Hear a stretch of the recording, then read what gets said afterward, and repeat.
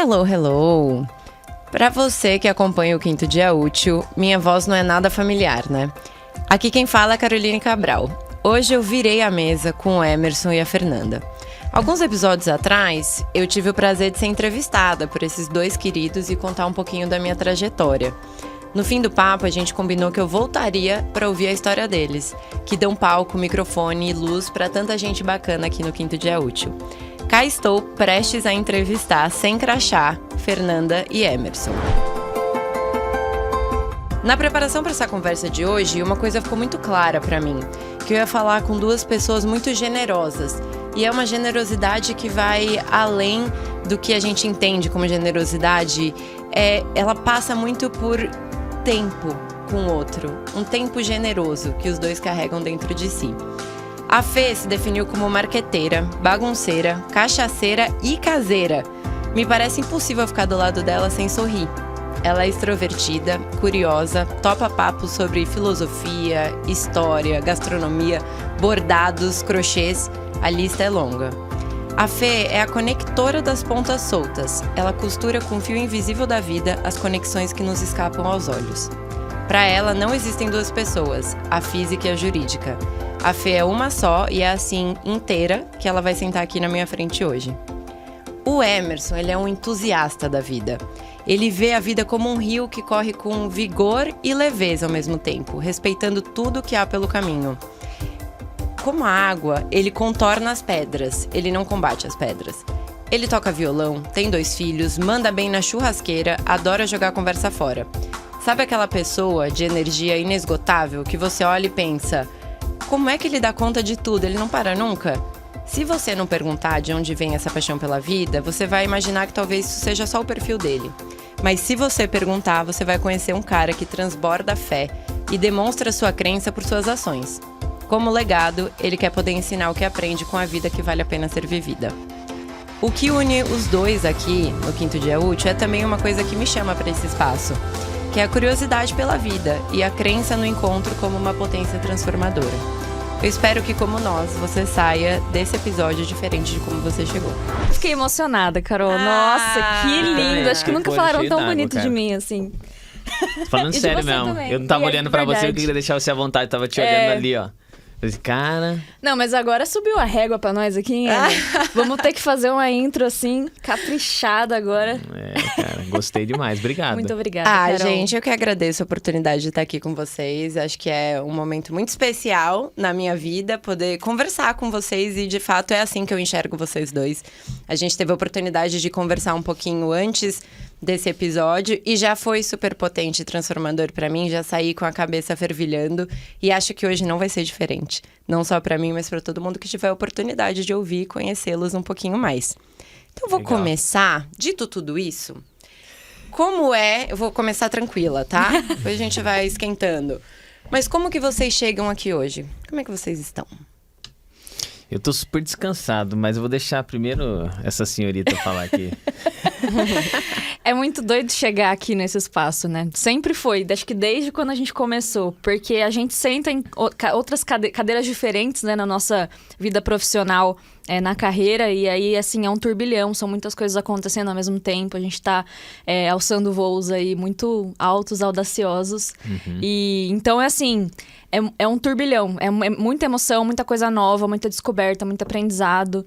Tipo, eu passo o meu dia de trabalho, assim, com um tempo impressionante aprendendo no processo e também podendo compartilhar com o time, assim. E aí, no meio desse turbilhão, a gente chega nesse espaço e parece que fica tudo no eixo, assim. Eu gosto dessa sensação porque é uma sensação de que eu tô num lugar que é tipo a Maricondo aqui, assim. Ela tem o espírito da Maricondo antes da rebeldia, né? Porque agora ela tá... Ela meio que abandonou essa vida toda organizada, assim, um pouco mais... Pra mim, alinha as coisas, assim, faz sentido. Eu venho aqui e o que eu converso... Sabe quando de repente surge um assunto que você fala, putz, nossa, era sobre isso que eu precisava falar, ou era isso que eu precisava ouvir? Chegar aqui é isso pra mim. E hoje não é diferente, assim, vim com muita expectativa do que será que vai rolar. Uma experiência diferente, né? Sentar do outro lado aqui dessa mesa. Uhum. Mas muito confiante, porque era você e, assim, em pouco tempo a gente se conectou muito. Então, tava assim, tô na expectativa, mas ao mesmo tempo tranquila, porque eu sei que vai ser um papo massa. Eu chego descansado, a Fer filosofou sobre os episódios, eu acho que eu já falei sobre o que eu acho. Eu gosto muito de estar aqui, de conversar com as pessoas, desde lá de trás, quando a gente pensou nesse programa, assim. Mas eu chego descansado, agora você fez a pergunta, eu vou te responder. Cara, fui pra João Pessoa, você deu dicas na última conversa, a gente conversou sobre isso. Passei 3 semanas em férias, eu não fazia isso desde 2019. Nem lembro mais como é que trabalha agora. Pois é. Esqueceu a senha de acesso? Esqueceu, rapaz. Esqueceu Cara, a senha. então tirou férias eu não esqueci a senha direito. de acesso do computador, mas eu esqueci a senha da empresa pra entrar no... Tirou férias direito, parabéns. Férias é isso aí. Esqueci mesmo, cara. E eu, tanto é que ontem nós fomos lá... Falei, cara, qual é a minha senha pra trancar agora aqui? Nossa, cara, não sei... Pois foi muito legal. Eu descansei bastante, foi um momento muito gostoso com a família. João Pessoa, muito bonito, as praias. Nunca tinha ido pro Nordeste, foi minha primeira vez no Nordeste. E já comecei bem demais. Minha sogra falou, cara, você já começou bem demais. Então agora você subiu muito a régua, entendeu? Eu falei, cara, demorou. E o bronze? Cara, eu não fico bronzeado porque eu uso aquela camisa de proteção, eu não pego bronze, eu me machuco. Vermelho, né? Então eu uso aquela camisa lá de proteção, passo protetor no rosto, queimei as mãos, se você parar as mãos, a marquinha de relógio tá aqui, o pé também tá queimadinho. Tá com uma mão bronzeada, né? A mão bronzeada, ó. É pra ser modelo de joias. Foi pra João Pessoa, a mão bronzeada do Emerson. Meu, que lugar, cara. É incrível, realmente. Gostei demais de estar lá, uma cidade top, assim... tem muita gente que quer morar lá agora. Se o estilo de trabalho nosso não fosse um estilo que a gente tem que gravar, tá em contato com muita gente, com certeza consideraria ir para um lugar daquele, cara. Ai, que bom. Muito que bom, top. Fico feliz que você tenha gostado. Prefeitura de João Pessoa, se quiser, ou Secretaria de Turismo patrocinar o Quinto Dia Útil, já é o segundo episódio que a gente chama pessoas para irem para lá. É verdade, cara. Não é? Então, Exatamente. assim, pode entrar em contato aí com a Feira ou Você com o foi Emerson. nos restaurantes que ela falou? Eu não fui o de vegano, mas eu fui no... Mangai. Fui no Mangai, tradicional, tem Delícia. que ir. Eu fui aquela praia que é a Praia Bela. No final dele tem um restaurante, cara, muito top, cara. Eu comi... Meu Deus do céu, ó, tá vendo? Eu tenho um problema de memória. Esqueceu não tudo. Tem. Peraí que eu vou lembrar. Praia Bela, Um peixinho. Foi um peixinho que você comeu? Não, um não foi um camarão? peixinho. Camarão você não come. Como chama? Eu comi uma moqueca. Mas deliciosa, assim, cara. E eles têm uma sobremesa final, que é uma cocada assada que eles fazem. E aí ele disse assim, vai querer a sobremesa? Eu comi muito, tá ligado? Eu falei assim, cara, eu não vou conseguir. Daí Quase cometeu eu erro falei, de falar não. tem uma cocada nossa que quem vem tem que comer. Eu falei, cara, eu não consigo. Ele falou, mas você não pode. Ele falou, se Não você pode for ir embora. embora daqui sem comer a cocada, é como se você não tivesse vindo. E aí eu Adoro falei, esse conceito. caramba, meu, traz a cocada pra gente. Cara, melhor coisa que eu fiz, cara. Sempre tem um espaço. No fim das contas, sempre tem. Pô, como que é o nome do restaurante? Eu vou achar aqui. Tá bom. Enquanto você acha, eu vou conectar um pouquinho, tentar fazer o seu trabalho, Fê, que é uma cadeira bem grande pra gente tentar sentar assim, porque acho que realmente uma coisa que você trouxe, que você consegue traduzir muito bem as coisas, de fato você faz isso, e conecta as pontas soltas, né? E acho que você contando pra gente como que você chega aqui hoje, você trouxe uma coisa muito interessante, que é o elemento de acreditar que aqui nesse espaço, em todas as conversas e encontros que vocês terão, você vai conseguir receber aquilo que você precisa. Então, de certa forma, é uma fé, né? Em algo. Eu queria perguntar pra vocês dois, mas eu vou começar por você, porque eu acho que você tocou um pouco nesse ponto. O que é religião e o que é fé pra você? E o que conecta e afasta esses dois conceitos? Nossa, agora vamos entrar no... Já vamos mergulhando, Vamos já mergulhando. tá? Você começou boazinha, mas agora já... Profundidade agora. Eu acredito muito na espiritualidade. Mas isso não significa que eu desacredite da religião. Eu acho que a religião, né, é a forma como a gente expressa espiritualidade. Eu não tenho uma religião, mas eu tenho muita espiritualidade, assim. E é uma busca constante. Eu acho que a gente nunca chega no ápice do que é aquilo, ter tudo o que a gente deveria ter, o que a gente tem que alcançar em espiritualidade. É uma busca eterna, né? Eu acho que esse é o sentido da espiritualidade, é a busca, né? E a conexão. Então, eu não tenho uma religião, assim. Mas isso não significa, o fato de eu não ter uma religião, que eu desacredite no poder que a religião tem para transformar vidas e tal. Então, eu acho que a religião é uma expressão, formas como a gente encontrou, né? De se expressar como seres espirituais. E é totalmente necessário.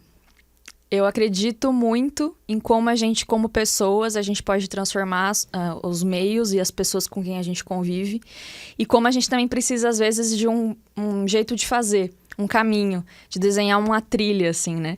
Então, acho que a religião é isso, assim.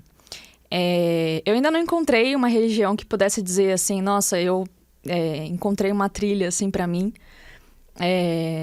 Mas eu me considero uma pessoa muito espiritual e nessa busca de conexão. O Emer tem uma missão, né, na carreira, além da missão profissional, mas uma mentoria que ele faz com algumas pessoas, né? E tem sido muito importante, assim, porque veio num momento de reconexão espiritual pra mim. Porque apesar de ser uma busca, tem que ser um exercício muito prático, espiritualidade. É muito fácil dizer assim, não, eu sou muito espiritual, eu acredito em Deus. Mas não é bem só isso, né? Eu não acredito que espiritualidade seja só isso, né? É um relacionamento. E ter pessoas próximas que possam te dar um gostinho desse relacionamento e te lembrar que, precisa ter disciplina, precisa ter uma prática, um exercício, é o que me faz experimentar, talvez, uma religiosidadezinha dentro desse meu mar de espiritualidade, assim. Não dentro dos moldes tradicionais, numa fé e tal, né? De uma religião, uma denominação, né? Mas acho que eu gosto muito de viver isso, encontrando pedacinhos de exercício religioso em pessoas que me provocam espiritualidade, sabe? E aí eu gosto de encontrar pessoas ao longo do caminho que me provoquem para isso. E não necessariamente pessoas que tenham uma religião definida, mas assim, às vezes numa conversa que não tinha nenhum propósito de ser algo parecido, e aí de repente vai para um caminho que você pensa, nossa, aqui tinha alguma coisa diferente, que não era... Então é assim que eu vejo a religião e a espiritualidade na minha vida, né? Mas como eles se conectam, como eles se... Eu acho que a religião é uma expressão, como muitas que existem, né? E eu ainda tô encontrando um jeito de me expressar nesse caminho. Vai lá, sua vez. É interessante essa questão de expressão, assim. Sabe, é um podcast que a gente trabalha temas muito técnicos e já trouxemos um cara para falar de inteligência espiritual aqui. Você fala, por que esse tema é tão envolvido? Eu acho que, no fim das contas, o Simon Sinek fala disso, assim, se você não sabe lidar com pessoas, não gosta de pessoas, seu negócio, você tá enrolado, porque negócios, no fim das contas, é 100% pessoas, 100%. Né? E aí você toca num ponto que para mim, ele é muito importante, bem definido. O Deus que eu creio, ele se conecta de forma espiritual comigo, em espírito, em verdade. Esse é o jeito que ele falou. A religião, e você usou uma palavra, é a expressão disso porque é a forma como a gente institucionaliza, como a gente torna isso uma organização aqui dentro da Terra. Mas não é ela o meio pelo qual eu me conecto com o meu Deus, entende? Tanto é que existem várias religiões e assim... Não é pela religião que tá o teu modelo de salvação ou coisa do tipo. Se for assim, tá errado. É a minha religião que salva. Não é. Então, Deus é algo que tá acima de tudo isso e a gente tenta, de certa forma, trazer ele para alguma coisa palpável, sabe? Vamos organizar dentro dessa sala aqui, e vamos transformar isso aqui com algumas regras e conceitos e tudo mais, né? Então...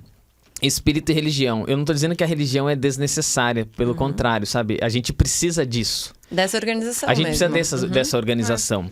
Mas a gente precisa entender que dentro da hierarquia existem conceitos religiosos e existe a espiritualidade. A espiritualidade é o meio de conexão com o que transcende, com o metafísico, né? Esse é o único canal que existe. O restante dá subsídio pra gente ir lidando com as coisas que estão aqui, sabe? Entender disso é muito bom. Eu não sei se às vezes as pessoas já ouviram a gente falar muito disso em podcast. Falam, vamos falar de remuneração, vamos falar dos conceitos. Não, eu acho que a gente tem que falar de gente. E falar de gente tem isso. Quando você traz alguém para tua empresa, ele com certeza pode ter uma religião ou ele pode ter um pensamento com relação à espiritualidade. E você precisa entender isso, né? A gente tá vivendo um mundo muito dividido, cara. Cada um... Cara, você é desse lado, eu sou desse lado, então... Não, cara, você precisa entender as coisas, por quê? Porque o princípio de acolhimento, de respeito, tá no desacordo, meu amigo. É a primeira coisa. Então, são diferentes. Legal. Não bate com o que você... Não bate. Beleza. Mas e aí? Você tem a opção de ignorar, de tolerar. Isso é uma coisa interessante. A gente pensa que tolerar é um negócio legal. Mas o tolerar não tem amor. Acolher tem. Por quê? Porque, cara, nós discordamos nesse ponto, mas eu te amo, cara. Te amo, como assim? Cara, eu te respeito. Não era tolere o próximo, né? Ame o próximo. Ame o próximo. Exatamente. Suporte. O tolerar, você coloca pra baixo do pano e fala, cara, até quando? Não, então não é isso. A parada é outra. Então, se a gente começar a ter uma mente pra conseguir entender como as outras pessoas são, eu acho que isso começa a dar condição da gente amar. Porque, de fato, cara, é muito... Em alguns pontos você julga, você coloca...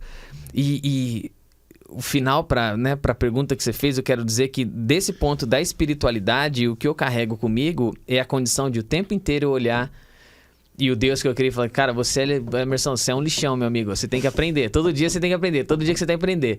E por que você tá apontando o dedo pro outro cara? Olha pra dentro de você, olha, sabe, o tempo inteiro eu tô num processo de ressignificar e de limpeza mesmo, porque... No fundo é isso, eu preciso entender as outras pessoas. Eu gosto das conversas por causa disso. Quando alguém senta aqui, alguém topa entrar nesse tempo, que nem todo mundo topa, se expor. Porque convenhamos, né, cara? Hoje, se você se expõe e fala, de repente, a tua religião, pronto. Esse cara já Você entra numa caixinha, já né? entrou. É isso aqui? Então, peraí.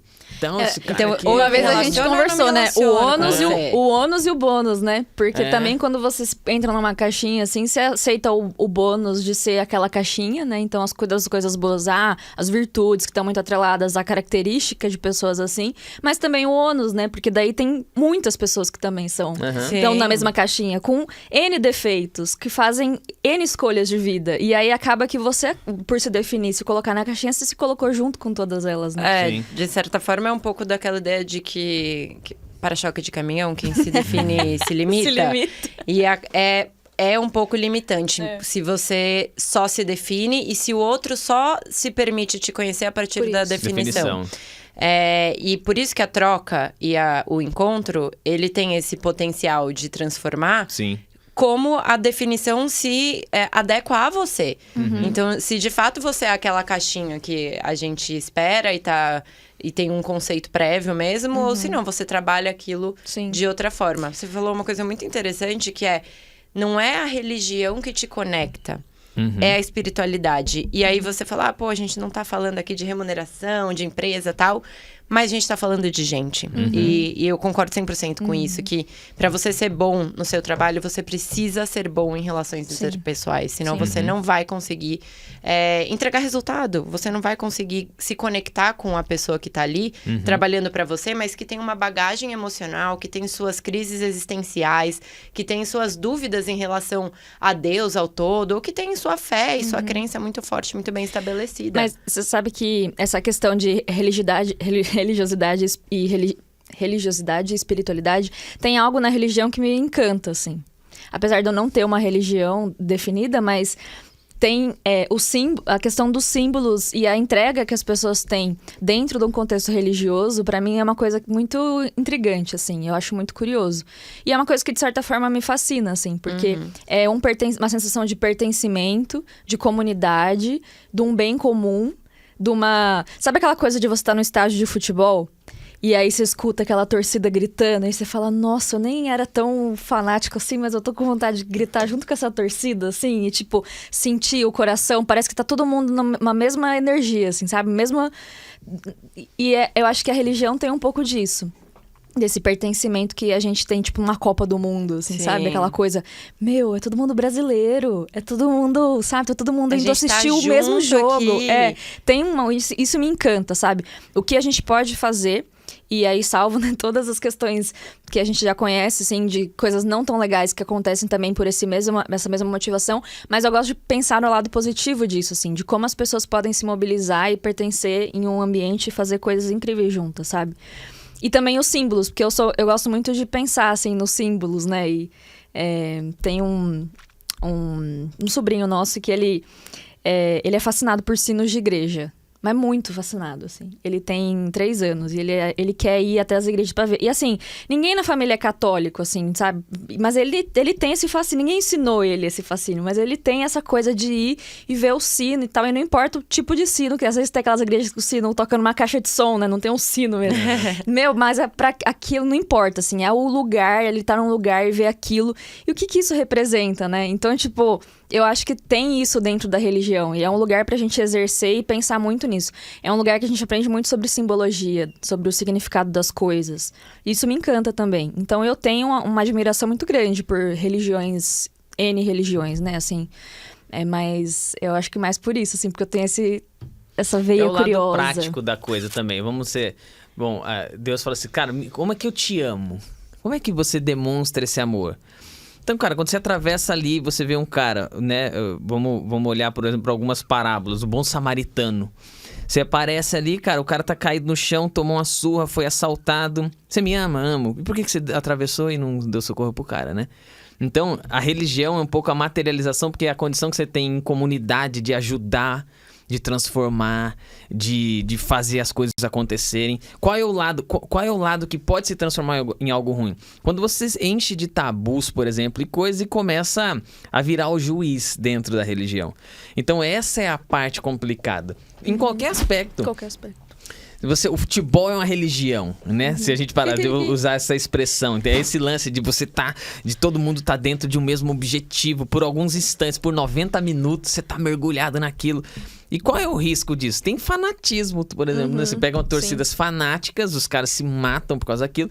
Então ele extrapola algo que era pra ter até um certo nível de energia, de dedicação, Mas você sabe que a gente fala disso num contexto religioso, né? E a gente fala de tantas coisas que a gente fica batendo tanta cabeça pra incentivar dentro de uma empresa, por exemplo, né? Um pertencimento, uma dedicação, um esforço... uma honestidade, coisas que, assim, dentro de um contexto religioso são muito fáceis e são até meio que pré-concebidas já. E as pessoas até meio que... Sabe aquela coisa assim de... você tá aqui, você joga o papel do chiclete no chão, mas você vai viajar na Europa, você não joga porque lá ninguém joga. Dá essa impressão, assim, a pessoa entra na igreja, não, agora eu sou uma pessoa correta, honesta, porque todo mundo aqui é. E aí, dentro da empresa, a gente fica batendo cabeça pra tentar, né, o RH incentivar ações e tal. Mas isso é um contexto religioso, na empresa é business, não tem... Eu não consigo enxergar as coisas com essa divisão, como você falou. É claro que a gente não tem que transformar todos os business em business as a mission, né? Então, nem todas as empresas são empresas missionárias, são empresas com caráter religioso, espiritual. E eu acho que isso é o que tem que ser, entendeu? Mas, assim, tem que ter essa divisão mesmo, não todas as empresas têm que ter essa missão, esse caráter espiritual. Mas, eu acho que tem questão de valores, de comportamento, que eu acho muito curioso. Como que a gente fica tanto batendo cabeça pra desenvolver isso, sabe?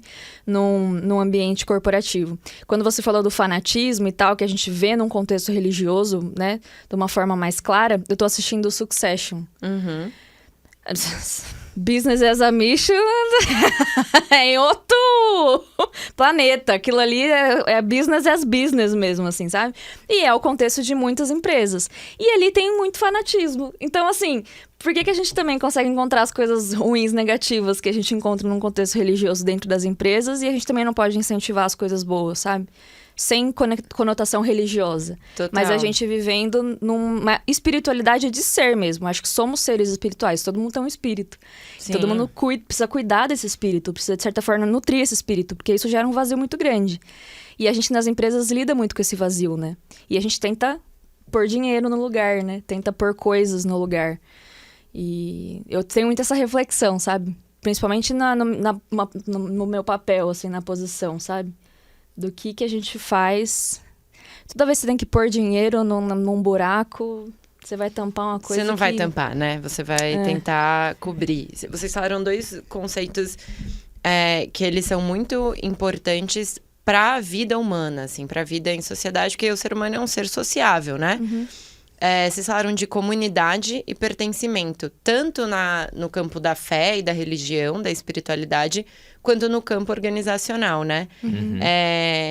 Como é que vocês enxergam isso, essas conexões de comunidade e pertencimento no campo da fé e no campo organizacional? A fé fala muito de não tem CPF, CNPJ, é a mesma pessoa, mas não sei se essa é a sua leitura, Emerson, queria ouvir também, porque ao mesmo tempo que você é um cara de muita fé e que você tem a sua religião e tem as suas crenças, não me parece que você leva isso pro ambiente de trabalho 100%. E se a minha leitura tá certa, por quê? Que é assim, como é que você divide isso? Tem várias coisas aí, né? Vamos começar pelo primeiro ponto. ser é ser percebido. Então a gente só é ser humano quando a gente realmente é notado por outro, assim, né? Tanto é que você quer destruir alguém, você não dá a condição dele ser percebido, ou de torná-lo percebido por algo que é menor. Racismo, e o que ele quer fazer é diminuir esse degrau mesmo, né? Então, assim, a forma como eu sou percebido é aquilo que você colocou na descrição. É muito legal que, quando você coloca, eu ia te falar, por que você começou por essa pergunta, né? Por que a gente entrou nesse tema primeiro? Porque isso diz muito sobre alguém. Então, o Emerson, ele é esse cara em todo local, com um discurso adaptado. Adaptado por quê?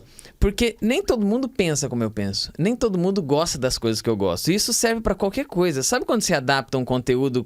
Cara, eu gosto muito de jogar futebol. Tá, mas eu tô num lugar em que as pessoas não gostam de jogar futebol, então eu não vou empurrar futebol goela abaixo, sabe? Mas isso tá dentro de um conceito que se chama esporte. E talvez outras pessoas gostam de esporte, só que um gosta de futebol, outro gosta de tênis. Dentro desse conceito, a gente pode desenvolver um diálogo. Aí a área de vendas vai cantar muito alto, né? Porque, no fundo, o que eu tento sempre fazer é adaptar pra quê? Pra que eu entenda onde a gente vai ter pontos de conexão possível. Eu carrego isso pra empresa? Muito do meu discurso tem disso, sabe? Quando eu tenho que falar com o time, as pessoas sabem. Quando eu tenho que dar uma mensagem sobre aquilo que me transforma. Quando eu mostro as minhas vulnerabilidades e digo por que eu tenho isso e quem me cobra, presto conta para esse Deus e tudo mais. Então, como é que eu faço isso, Carol? Eu tento adaptar para os momentos adequados, mas eu nunca vou deixar de dizer quem eu sou realmente, custe o que custar, entende? O Martin Luther King tem uma frase assim, cara, se você não descobriu pelo que você morreria, então você não está pronto para viver. Então eu descobri pelo que eu morreria, e custe o que custar, isso é o Emerson. Agora eu não vou te chamar para orar comigo se é uma parada que eu não sei se você curte, se é o que você quer, entende? Então, por que eu não chamo as pessoas do time deliberadamente na nossa reunião de segunda pra... Vamos orar comigo?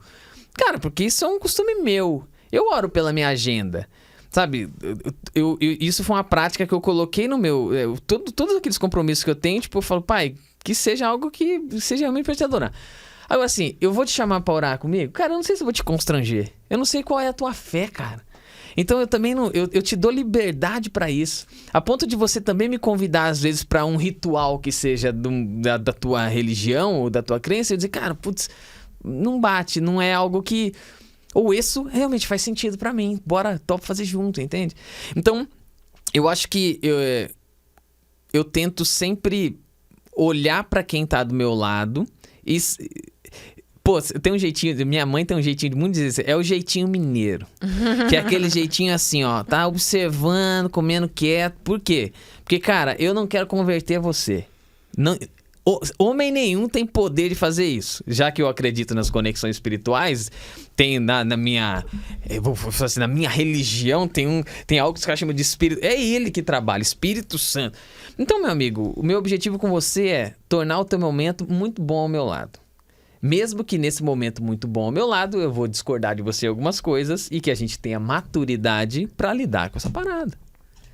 Então, é isso. Não vou empurrar a goela abaixo. E eu acho que o ambiente corporativo, quando ele não é declaradamente um ambiente corporativo, uma empresa que ela é confessional dentro de alguma fé, tipo, essa empresa aqui, ela é confessional no sentido de ser espírita. Então, por exemplo, os fundadores são espíritas e a gente tem isso como nosso valor. Legal, ela já declarou, né? Então, quando você topa trabalhar e servir naquele lugar, você já sabe que é assim que a banda toca, né? Que você vai ter rituais que estão relacionados a essa religião.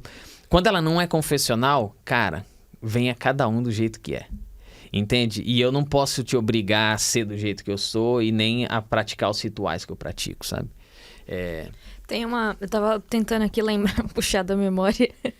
Tem uma história, um conto, é um conto budista, assim, mas eu não me lembro exatamente, eu me lembro da moral da história. Então vocês foca na moral, confia em mim, foca na moral que vocês vão entender onde eu quero chegar. Era um grupo, né, de monges budistas, e aí um dos monges ali mais seniors Ele chega e fala assim, ó, hoje o monge, né, o chefe aqui, sei lá, não sei o nome ele não vai estar aqui, então vamos lá Ele gosta muito de tal coisa, vamos lá na cidade, e aí, assim, a gente vai e traz aquilo escondido, assim, pra ele, não sei o que, faz uma surpresa, uma coisa assim. E aí eles falam, não, tá bom, mas isso... Não, vai ser bom, porque ele vai se agradar disso e tal. E aí a gente vai fazer isso à noite, não vai atrapalhar o turno de ninguém e tal.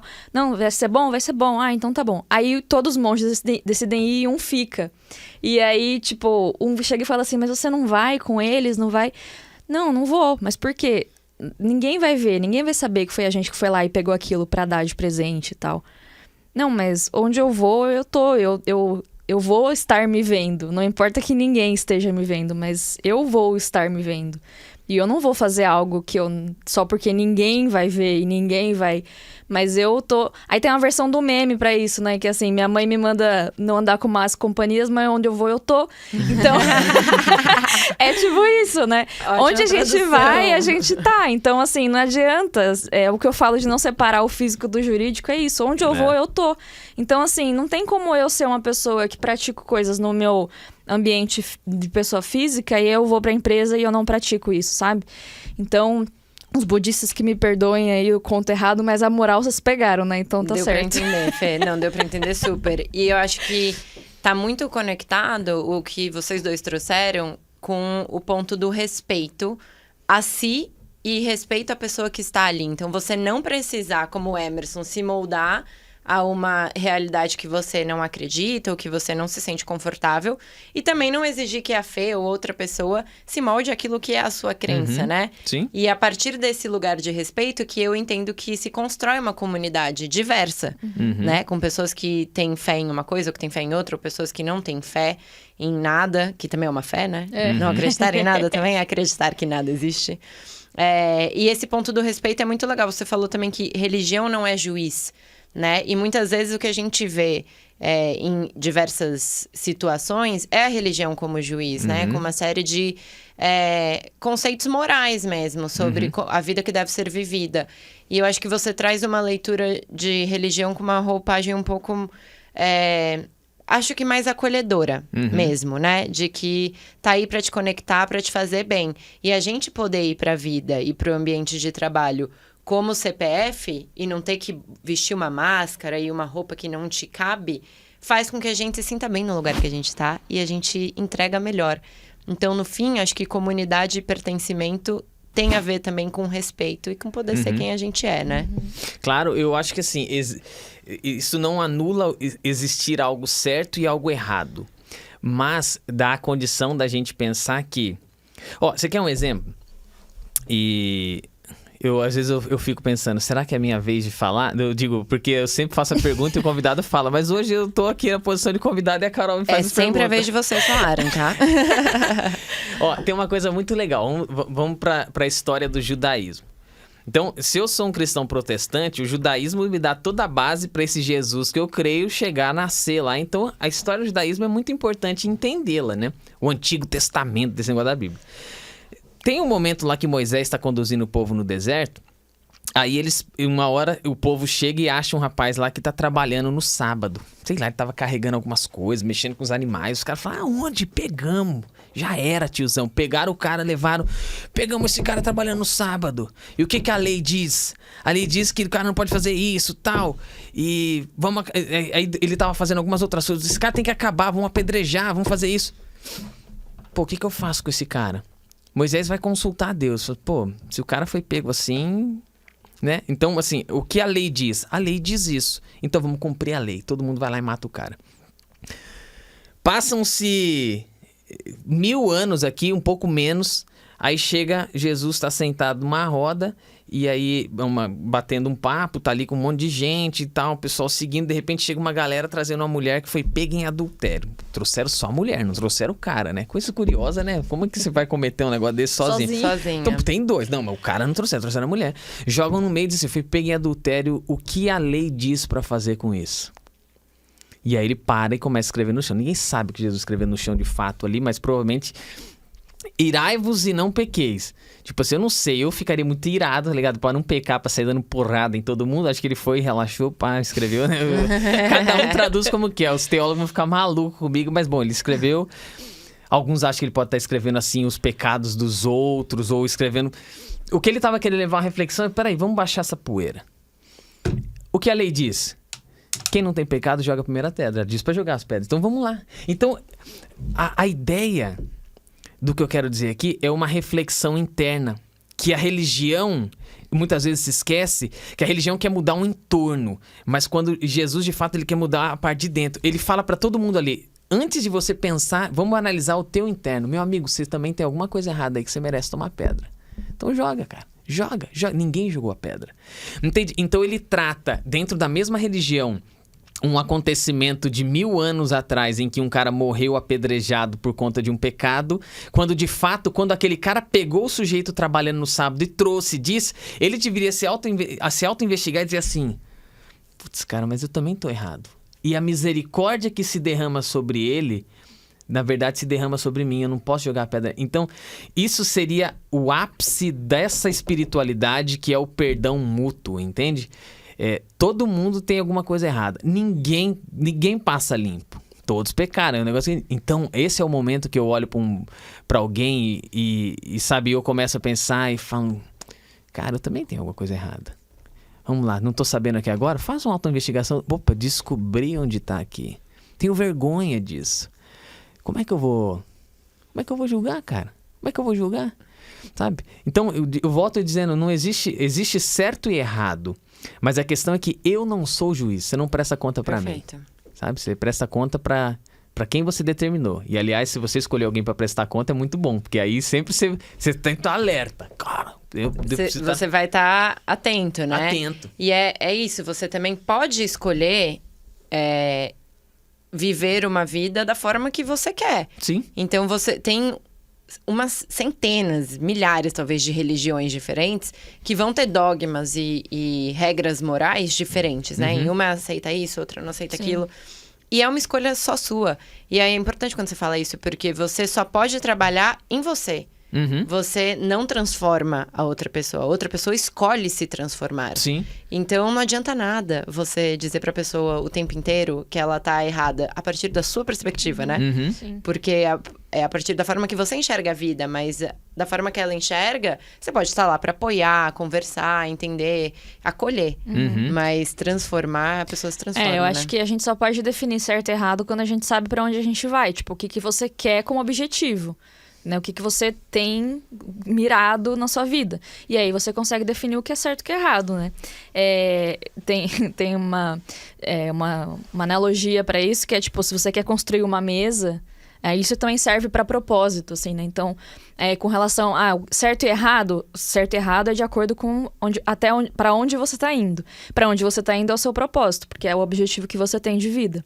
Então, se você quer construir uma mesa, você sabe que o seu objetivo é construir uma mesa. E aí você sabe o que serve e o que não serve para construir. Você sabe que prego e martelo vai servir. Então, pode ser que naquele contexto ali aquilo seja certo, uma escolha certa.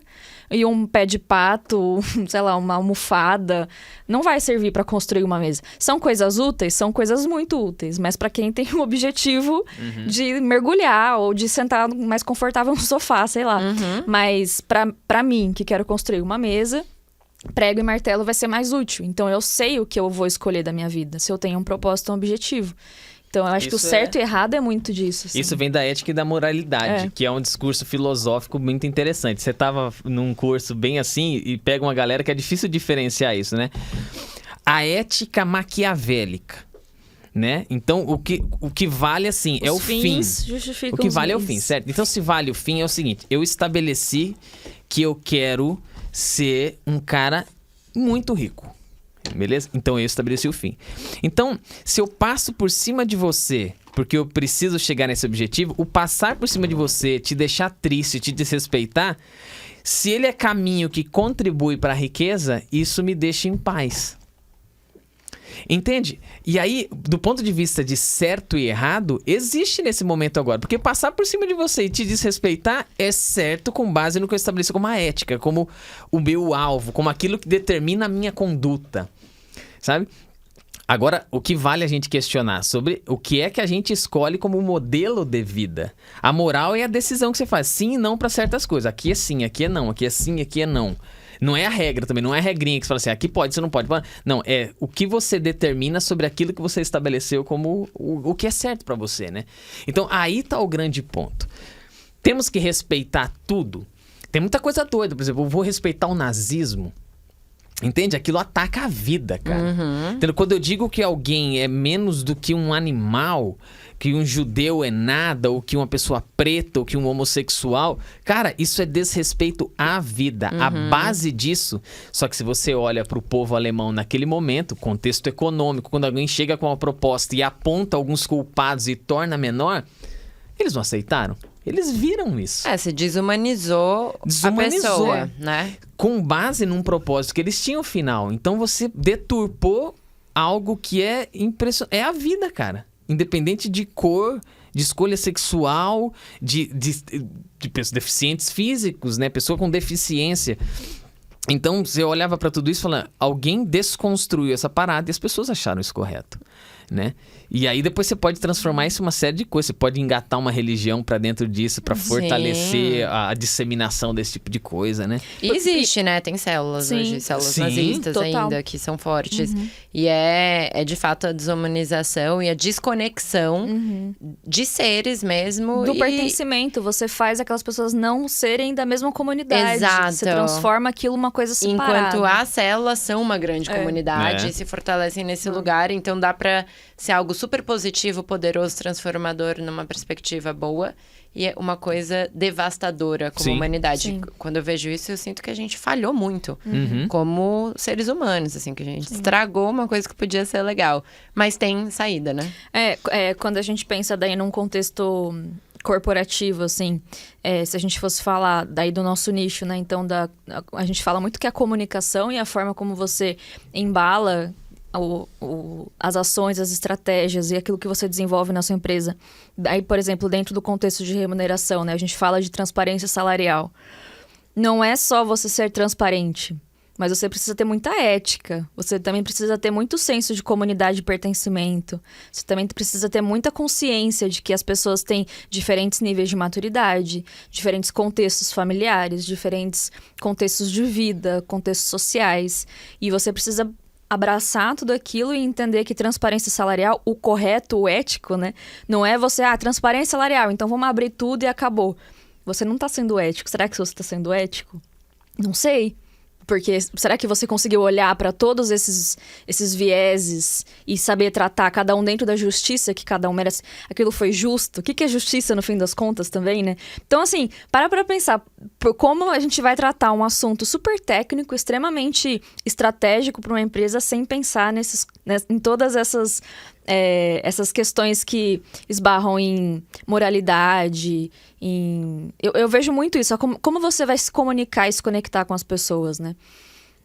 E o Emer fala muito disso nos podcasts, que é aquela coisa assim de, as pessoas que amam as marcas, né? E aí, assim, será que até que ponto você também nutrir um amor sem um olhar ético também é correto e justo com as pessoas, né? Então, assim, você transforma... Porque é o que a gente fez em muitas outras escalas e outros contextos, né? Que a gente colocou uma coisa que era um amor fanático. E as pessoas, muita gente amam marcas por um amor fanático. E elas ignoram coisas que são muito importantes, né? Ao longo desse processo. E como as empresas também estão se apropriando disso, né? Ixi, isso aí dá pano pra manga. Eu acho que, no fundo, se as pessoas entenderem que todo mundo quer adorar alguma coisa, isso já dá um bom passo. Para pra pensar, as marcas, elas assumem papéis religiosos. Como assim? A Apple é uma religião. Como assim a Apple é uma religião? Cara, as pessoas que são... Tem pessoas que adoram a marca, que vivem a marca, que a marca representa o que elas são. Tá tudo ali, ó. Ele adora aquela parada. Se você falar qualquer coisa, o cara... Aí vem o fanatismo, tá vendo? Ele fala, eu não aceito falar que um Samsung é melhor. Cara, vamos conversar sobre, tá vendo? É a mesma coisa falar, eu não aceito você falar que o meu Deus... entende? Então... todo ser humano, se a gente parar pra pensar por essa linha, ele quer adorar algo. É muito curioso isso. Fala assim, por quê? Às vezes a si mesmo, né? Seja lá o que for. Muitas vezes a si mesmo. É sair dessa camada física aqui que a gente vive, né? E aí, todo mundo tá atento a isso o tempo inteiro, porque pode ser o teu time de futebol, que é o teu time que você idolatra, pode ser uma marca, pode ser... E aí eu olho pra isso como um fenômeno de consumo também, e é legal como marketing, porque se eu entendo isso, por um lado bom, não querendo manipular, é legal porque eu posso fazer a oferta de algo que eu acho que não é tão passageiro, não é tão banal e é tão pequeno. Pode ser algo muito maior. Mas, por outro lado, se eu tiver um pensamento, eu posso também manipular muita gente por conta disso. Porque eu começo a criar as coisas para entrar nesse vazio, nesse espaço de adoração que todos querem ter. E falar, deixa eu suprir você com uma empresa que você trabalha. Que você começa a adorar e depois alguém vai e te manda embora. Você fala, puta, mas peraí, não era família aqui? E não era eu aquilo? É, exatamente. Perde o senso de quem você é. Perde. Então as pessoas fazem isso hoje. Até o trabalho fica uma parada, né, que tem muita idolatria, assim. Eu gostei muito da pergunta que você fez. E talvez quem tá olhando aqui agora fala, mas pra onde foi? Se o cara às vezes abandonou porque ele achou... Eu acho sensacional esse tipo de conversa. Sensacional. Porque dá a condição da gente entender muito de gente. Muito de gente. E como marqueteiro eu vejo nisso um grande potencial, mas como um cara de remuneração, eu também vejo nisso um extremo potencial de compensação. Porque eu vou dizer pra você, Carol, se hoje eu estivesse num local em que as pessoas dissessem, você não pode demonstrar a tua fé, você não pode dizer o que você... Aquele lugar não é pra mim, cara. Você não cabe lá. Não cabe, cara. Não cabe. Eu não vou querer esse lugar. Emerson, mas eu te dou um pacote de R$1 milhão por ano. Obrigado, velho. É quem eu sou. Não, é quem eu isso sou. não se vende. Não Onde se eu vende, vou, eu tô. cara. Onde eu vou, eu tô. Então, eu falo assim... Agora, vamos entender pacote de compensação. É isso, cara. Existe algo pra mim que é maior... Ah, Emerson, puta, que balela, velho. O negócio é dinheiro no bolso. Dinheiro no bolso é importante? É importante. Mas não vai suprir o que eu vou passar com a cabeça no travesseiro. Puta, é balela se teus filhos estiverem passando fome. Cara, não é bem assim que as coisas funcionam, cara. E eu tenho certeza. Se tem muita gente que tá hoje mal, que passa mal, que... Eu não tô dizendo que a depressão é só por isso. Eu já tive muito... Eu já tive... Isso em casa, eu não sei se eu já contei isso, é um caso com a minha mãe de depressão muito forte. Uma mulher muito bem decidida sobre o que queria, e entra numa situação como essa. Então eu entendi também o lance de saúde relacionado a isso. Mas eu vejo muita gente sofrendo hoje porque, primeiro, elas não sabem o que querem, não sabem pra onde estão indo e tentam compensar aquilo com dinheiro no bolso. E o dinheiro, meu amigo, só dá pra comprar o remédio, mas não te cura, cara. Não te cura. Não te cura.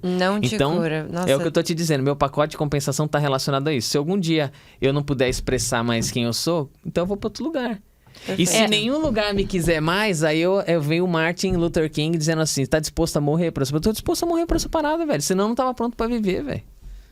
Muito bom, muito bom. E isso vale pra fé, mas vale pra quem a gente é. Sim. Se você, Fê, não pudesse ser a Fê CPF no CNPJ... Você também não ia querer ficar lá. E se eu não pudesse ser quem eu sou dentro da Dengo, eu não ficaria lá de forma alguma. E os lugares, às vezes, não cabem a gente mesmo. Eles querem uma pessoa, outra pessoa. E você não tá disposto a ser essa outra pessoa. E isso é muito libertador. Porque você também entende quando você se retira dos lugares.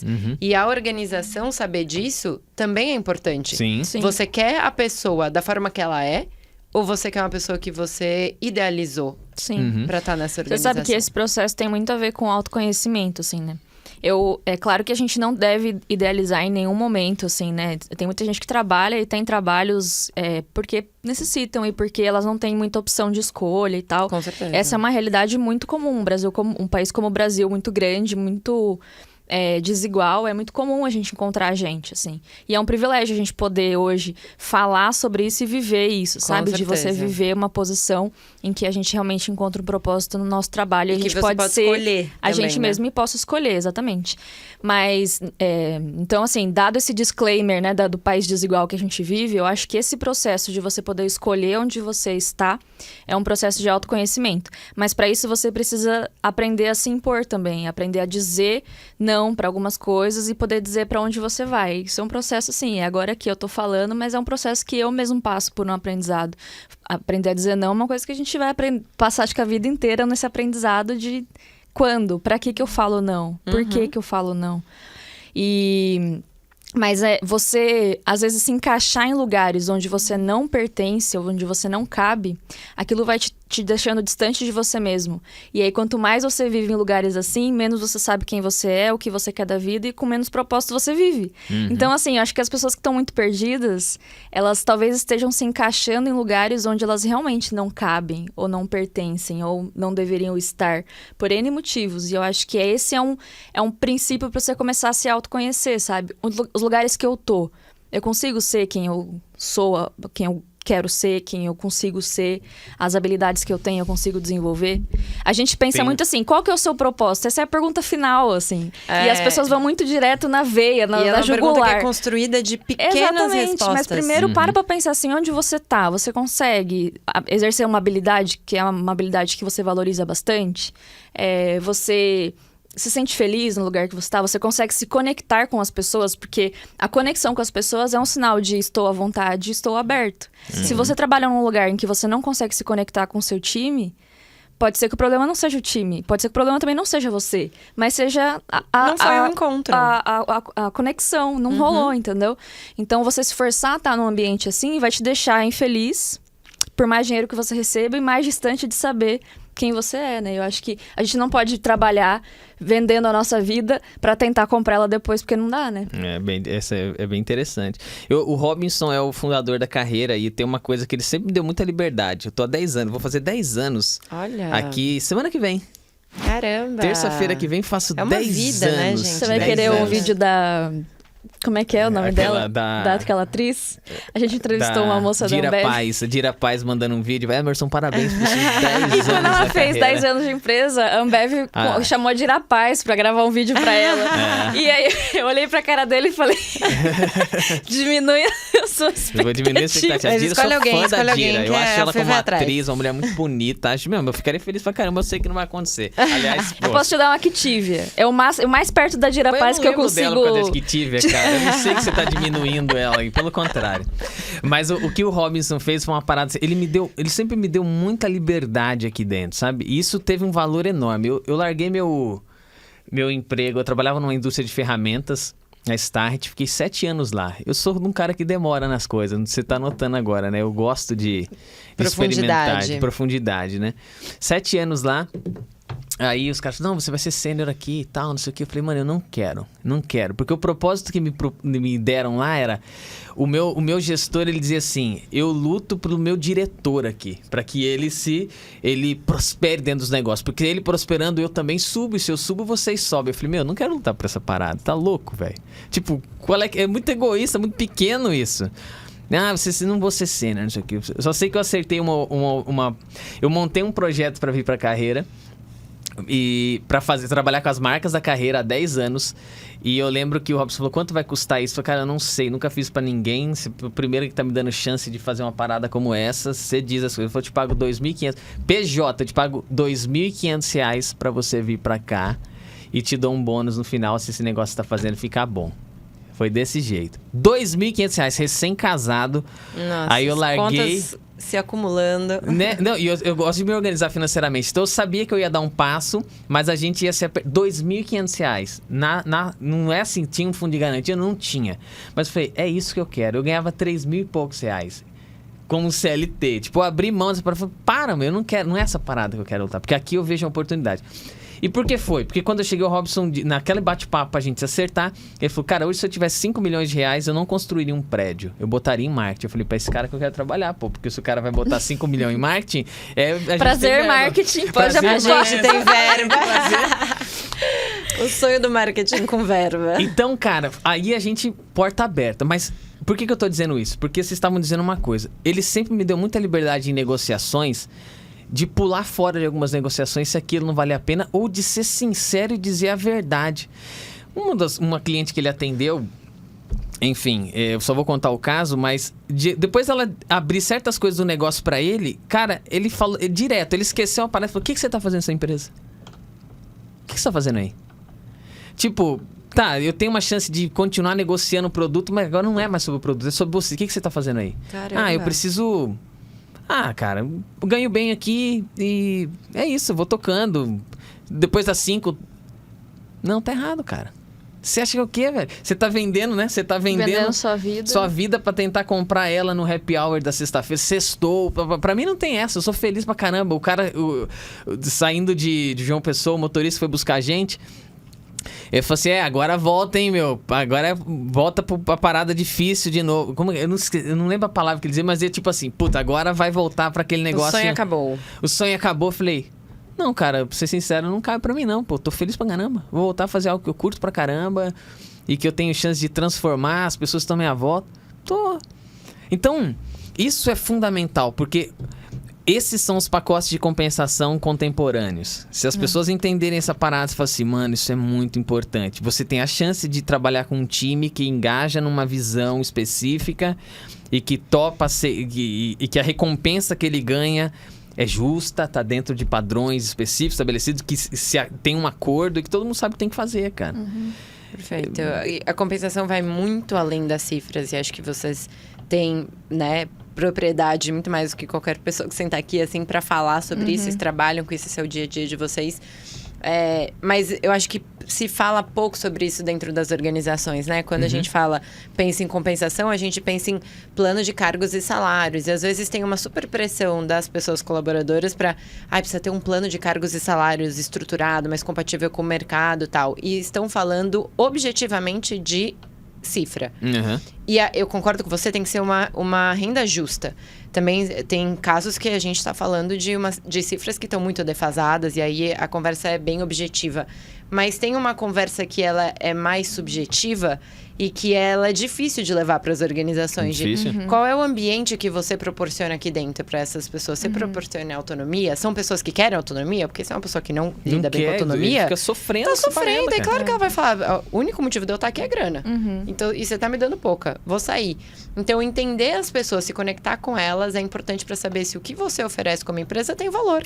Eu acho que no fim das contas, não só dinheiro, mas benefícios, sejam eles flexíveis ou os tradicionais, tudo que a gente oferece em contrapartida do tempo e dedicação das pessoas, eu acho que tem que resolver uma questão básica para que a gente possa começar a falar de outros patamares. Super. Então, assim, eu vou oferecer uma academia, mas pela academia? Não, você vai oferecer para oferecer saúde, para o cara ele se sentir bem, se sentir bem de saúde, se sentir disposto, se sentir com energia, para ele poder o quê? Tá no trabalho e tá focado, ele não ficar com dor nas costas, não ficar não sei o quê.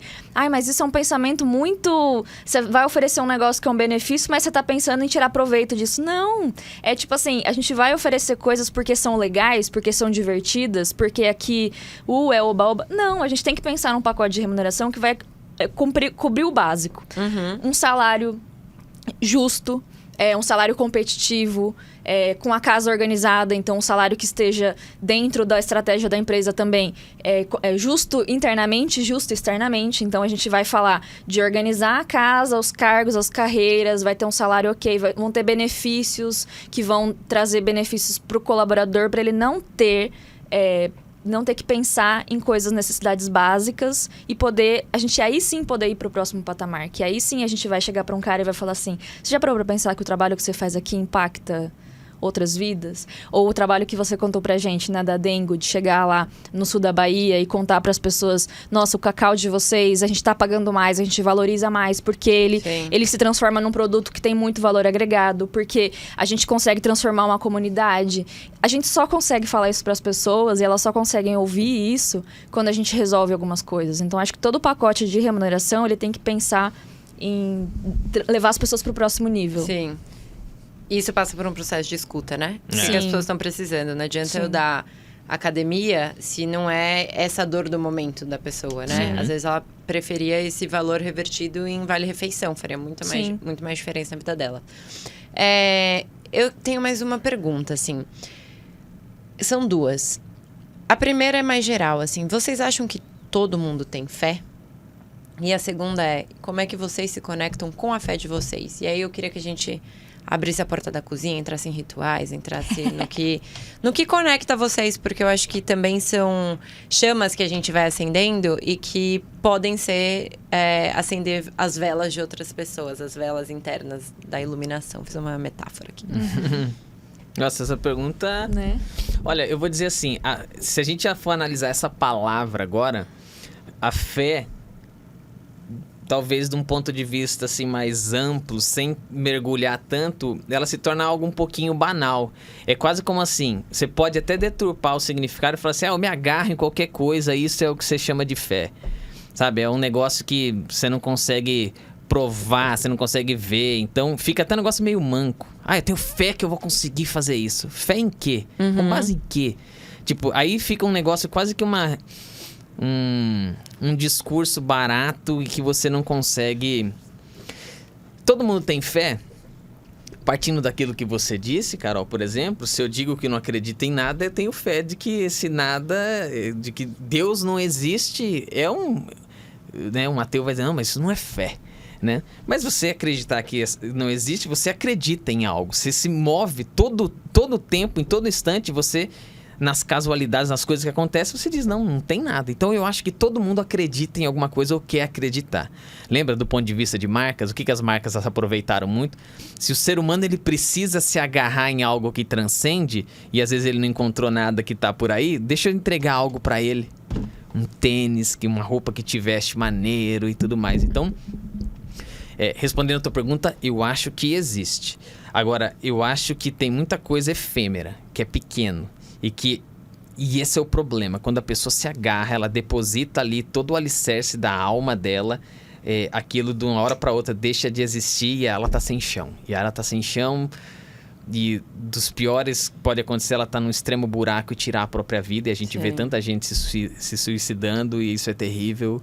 Ou às vezes ela fica num período de depressão muito grande e luta com aquilo, esconde aquilo, Cara, abrindo a porta da cozinha, eu acho que existe um vazio existencial gigante e todo mundo quer preencher. E não sou eu quem estou dizendo isso. Tem teólogos e estudiosos e filósofos que nem são desse ramo da mesma fé, do mesmo Cristo que veio desse povo dos israelitas, acredita. Existe um vazio existencial muito grande e ele precisa ser preenchido. E, cara, a oferta do mundo hoje, eu vou ser sincero pra você, é muito lixo, cara. E aí é o que eu digo, se fundamenta nisso, se você bota lixo pra dentro, se você não tá tomando cuidado com o que tem ali, vai complicar. Vai complicar, sabe? Então, esse assunto é muito importante. Você tá colocando ele todo o tempo porque diz sobre quem nós somos, né?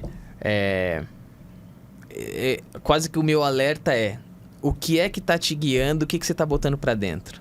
Presta atenção nisso. Vamos pensar em propósito. Calma. Eu nasci pra quê? Eu não sei, mas eu tenho 40 anos, não pensei. Então, calma, peraí. O que você tá colocando pra dentro? Pensa nas relações, na forma como você interage. Ali talvez esteja o significado do porquê você tá aqui e você tá tentando... A cultura do propósito também esmaga as pessoas, judia das pessoas. Gente, é muito opressora. É uma parada assim, você tem que achar o propósito. Não, cara. E não é um propósito só também que existe. Você pode viver um propósito e encontrar outro. Ou você pode não ter um grande propósito, mas sentir que pequenas coisas estão te entregando Parece que qual é o seu propósito é o novo. Vai ser o quê quando crescer, né? Cara, que as pessoas pararam de perguntar tanto pras crianças, assim, porque entenderam, né, que pode ser... Mas aí, agora, qual é o seu propósito? Então, a gente nunca tá livre de uma cilada de... Então, é uma questão muito ampla, mas que me traz muito... Eu todo dia fico pensando nisso. Quem trabalha comigo... Sabe?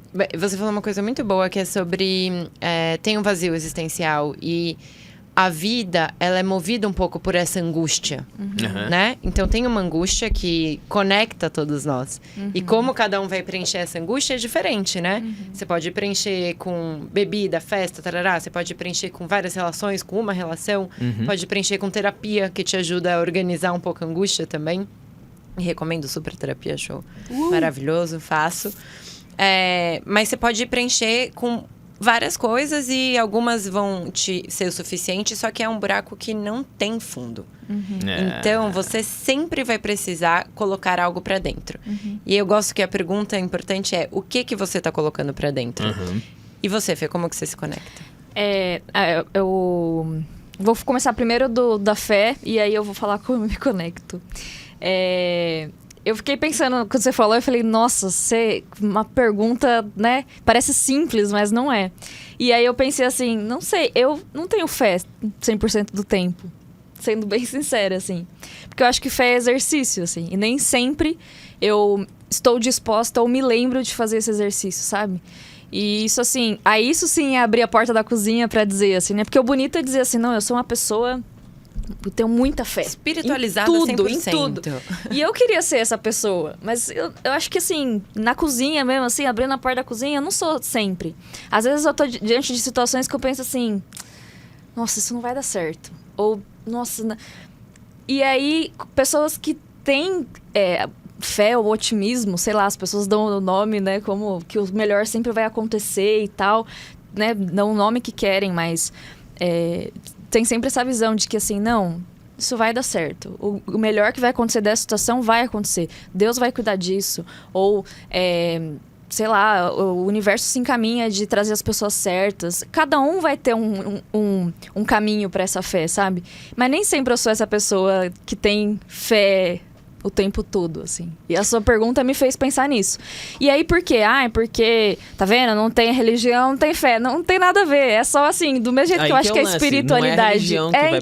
do mesmo jeito que eu acho que a espiritualidade é um exercício, a fé também é. E elas são coisas separadas. Porque a espiritualidade é uma coisa que eu me conecto com o meu ser espiritual e a fé é o elo que faz eu acreditar que existe esse ser espiritual.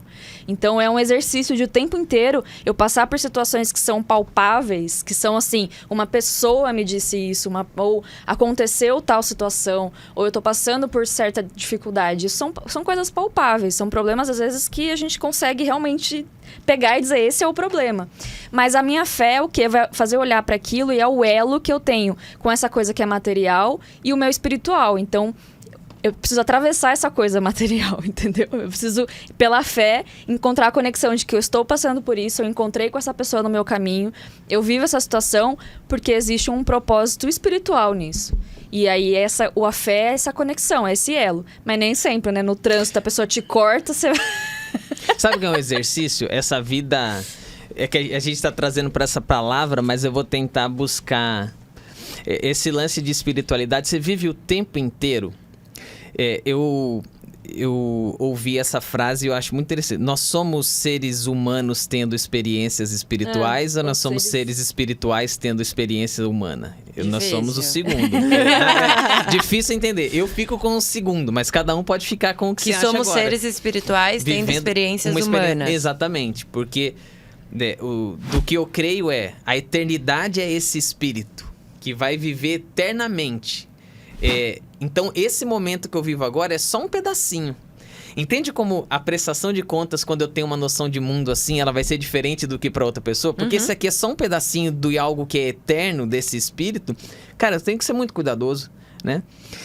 Isso não elimina a chance de eu fazer um monte de cagada e que eu vou fazer, faço, papapá, mas o tempo inteiro...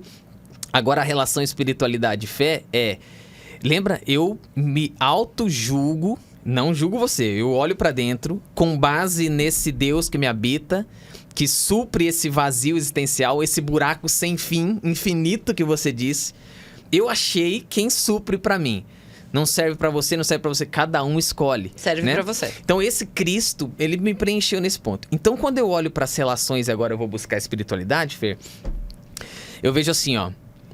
Tem uma música cristã que todo mundo conhece, já ouviu falar, já escutou nos inários, porque até quando você escuta uma música assim, você fala assim, os compositores do século XVII, XVIII, as igrejas se apropriaram dessas músicas, botaram letras lá dentro, né?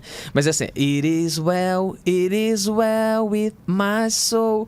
E em português é, sou feliz com Jesus, meu Senhor. Quando ele diz essa música, fala assim, quem compôs essa música? Cara, o cara que compôs essa música foi muito doido. Ele estava numa travessia continental, num navio, e a família dele numa travessia continental e ele aguardando, não sei se era Europa, Estados Unidos, Europa. Só que a família dele inteira, cara, morreu no barco, a esposa e os filhos. E quando ele soube da notícia e ele compôs essa música, e a música diz, tô feliz. Em português é sou feliz, mas em inglês ele acho que é muito melhor. It is well. Tá tudo bem com a minha alma.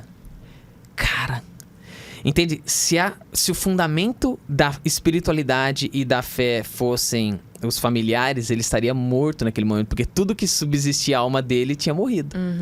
E não era esse Deus. Onde é que tá a fé e a espiritualidade? Não é essa parada de ficar... Aquele momento ele olhou para essa situação e falou assim, ainda que Deus não me explique por que é que ele deixou isso acontecer, porque onde está Deus uma hora dessa? Ainda que ele não explique por que isso aconteceu, a minha fé vai me manter vivo até o fim, porque eu também não preciso dessa explicação. Quando meus filhos estão doentes, a minha fé não diria, se alguém não diria assim, pô, você não acredita nesse Deus? Ora para os seus filhos ficarem curados. Pois é, mas Jesus disse que muitos milagres aconteceriam. Então, o que ele diz? Quando ele deu sabedoria para alguém criar um medicamento, um antibiótico em que eu possa usar, isso não é um milagre? E do ponto de vista espiritual, se eu fosse fazer uma análise agora, ele deu condição a uma outra pessoa de me abençoar. Cara, quando eu compro esse medicamento de você, com a sabedoria, com o tempo de estudo que você teve... Eu aproximei de você, com a sabedoria, com o tempo de estudo que você teve, você abençoou a minha casa, porque você deu a chance de eu curar meu moleque. Então, olha como eu olho para a espiritualidade. Quando eu olho para um medicamento e eu vejo o remedinho, eu falo, Deus, obrigado por esse remédio aqui. Indústria farmacêutica, papai, se eu compro... Cara, esquece a parada. Eu olho para aquele remédio e falo, isso aqui tá ajudando meu filho a ser curado. Putz, tem alguma coisa por trás disso. Entenda como quiser, mas eu olho para isso de forma espiritual. Então, eu não olho para a espiritualidade só como um negócio que é maluco, eu tenho que orar, eu tenho que estar de joelho, não. Mas eu olho nas relações e falo, isso existe interferência. E quando eu entendo que elas estão lá, eu posso interagir de uma forma diferente, sabe?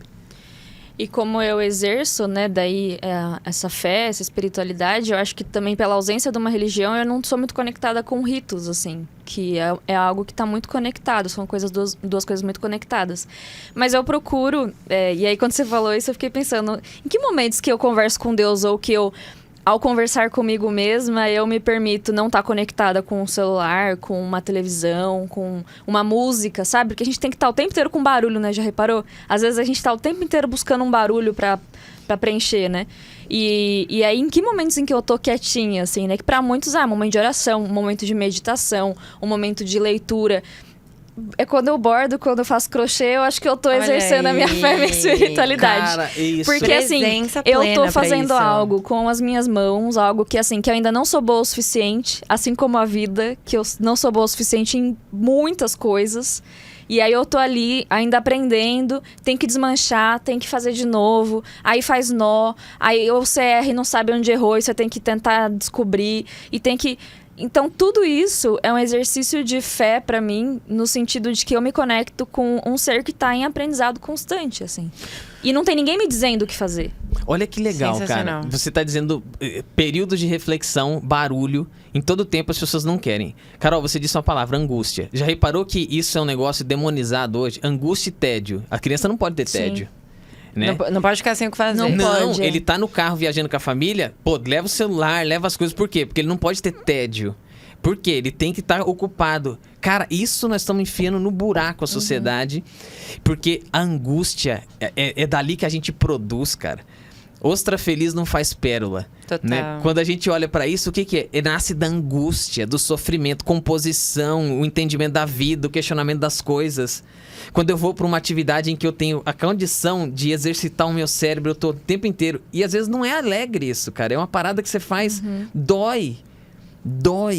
Só que o que a gente quer? Ser feliz o tempo todo. Isso não é um existe. perigo. Isso é um perigo. Por quê? Porque você está escondendo a condição de você refletir, de pensar, de se desconectar, de viajar em outras coisas, de sentir a angústia, o sofrimento. E aí a gente, né, tem pauta para muita coisa. No fundo, o que a gente quer é acabar com tudo isso, e aí a gente está acabando com o ser humano.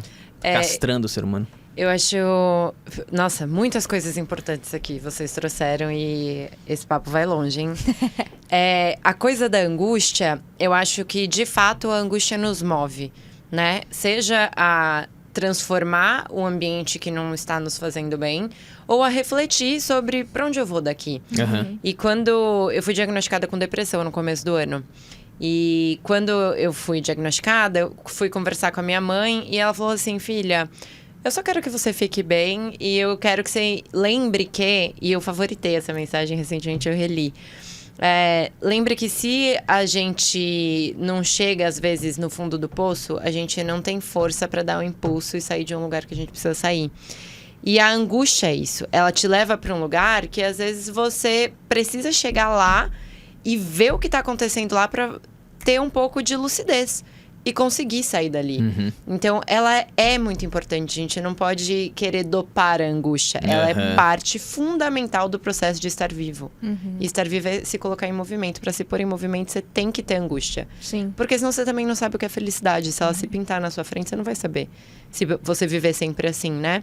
E a linha do coração, ela é sempre os batimentos, né? Quando deixa de ter esse movimento, Sim. deixa de Você ter parar vida. pra pensar até num exercício físico, nosso corpo, assim, pra tornar palpável isso, né?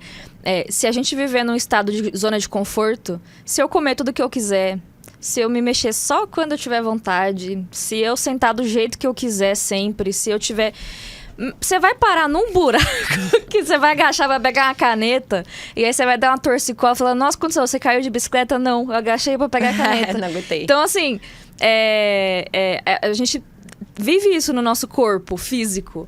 E por que a gente não viveria isso no nosso espírito ou no que a gente anseia na nossa mente? Por que a gente não viveria isso também em outras formas? Eu acho que a gente viver no conforto, viver numa situação de euforia, porque isso não é felicidade, né? Isso é euforia. Então, eu estar o tempo inteiro... A gente desaprende a ter momentos de tédio, momentos de tristeza, momentos de chateação.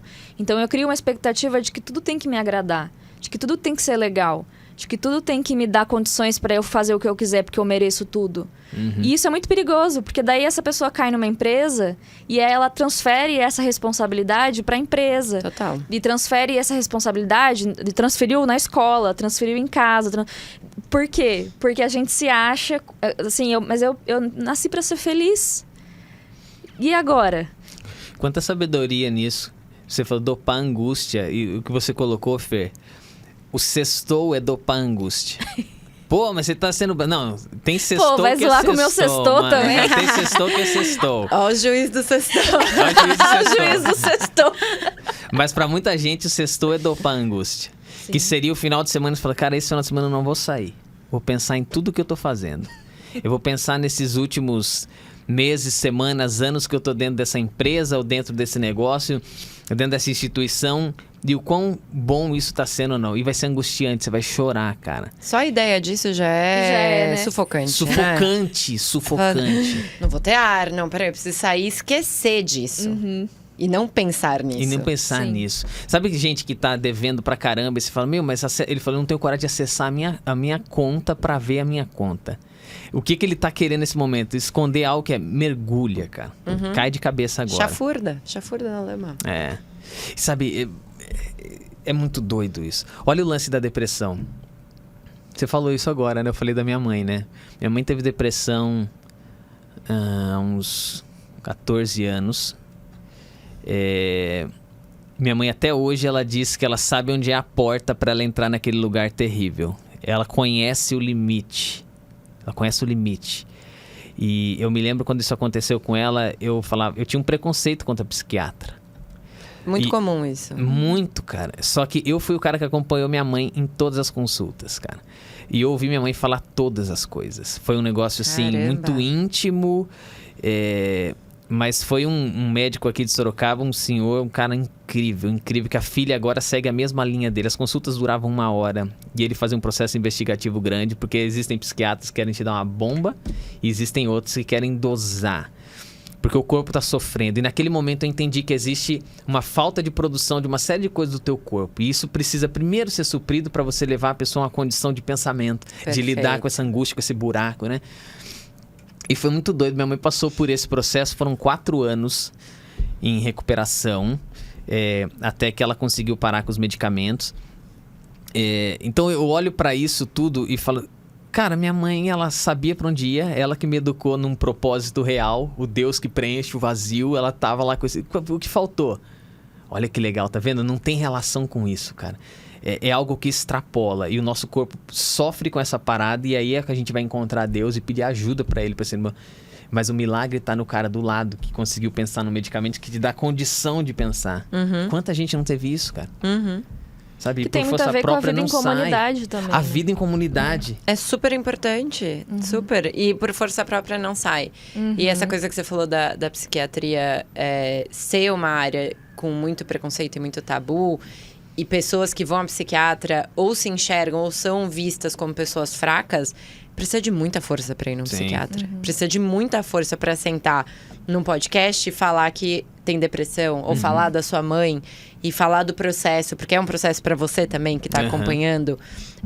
Então, são pessoas fortes, assim, porque as pessoas que eu conheço que vivem processos depressivos são pessoas muito fortes e que, na verdade, tem até um limiar de sustentar dor e angústia, às vezes mais alto do que quem não sofre com a depressão.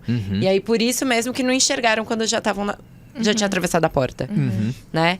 Então, é super... E como a gente cria defesas no nosso corpo e também no nosso comportamento pra mascarar situações assim, né? Então, Total. a gente vai se escondendo atrás de coisas, criando defesas pra não acessar essa porta, né? Não acessar.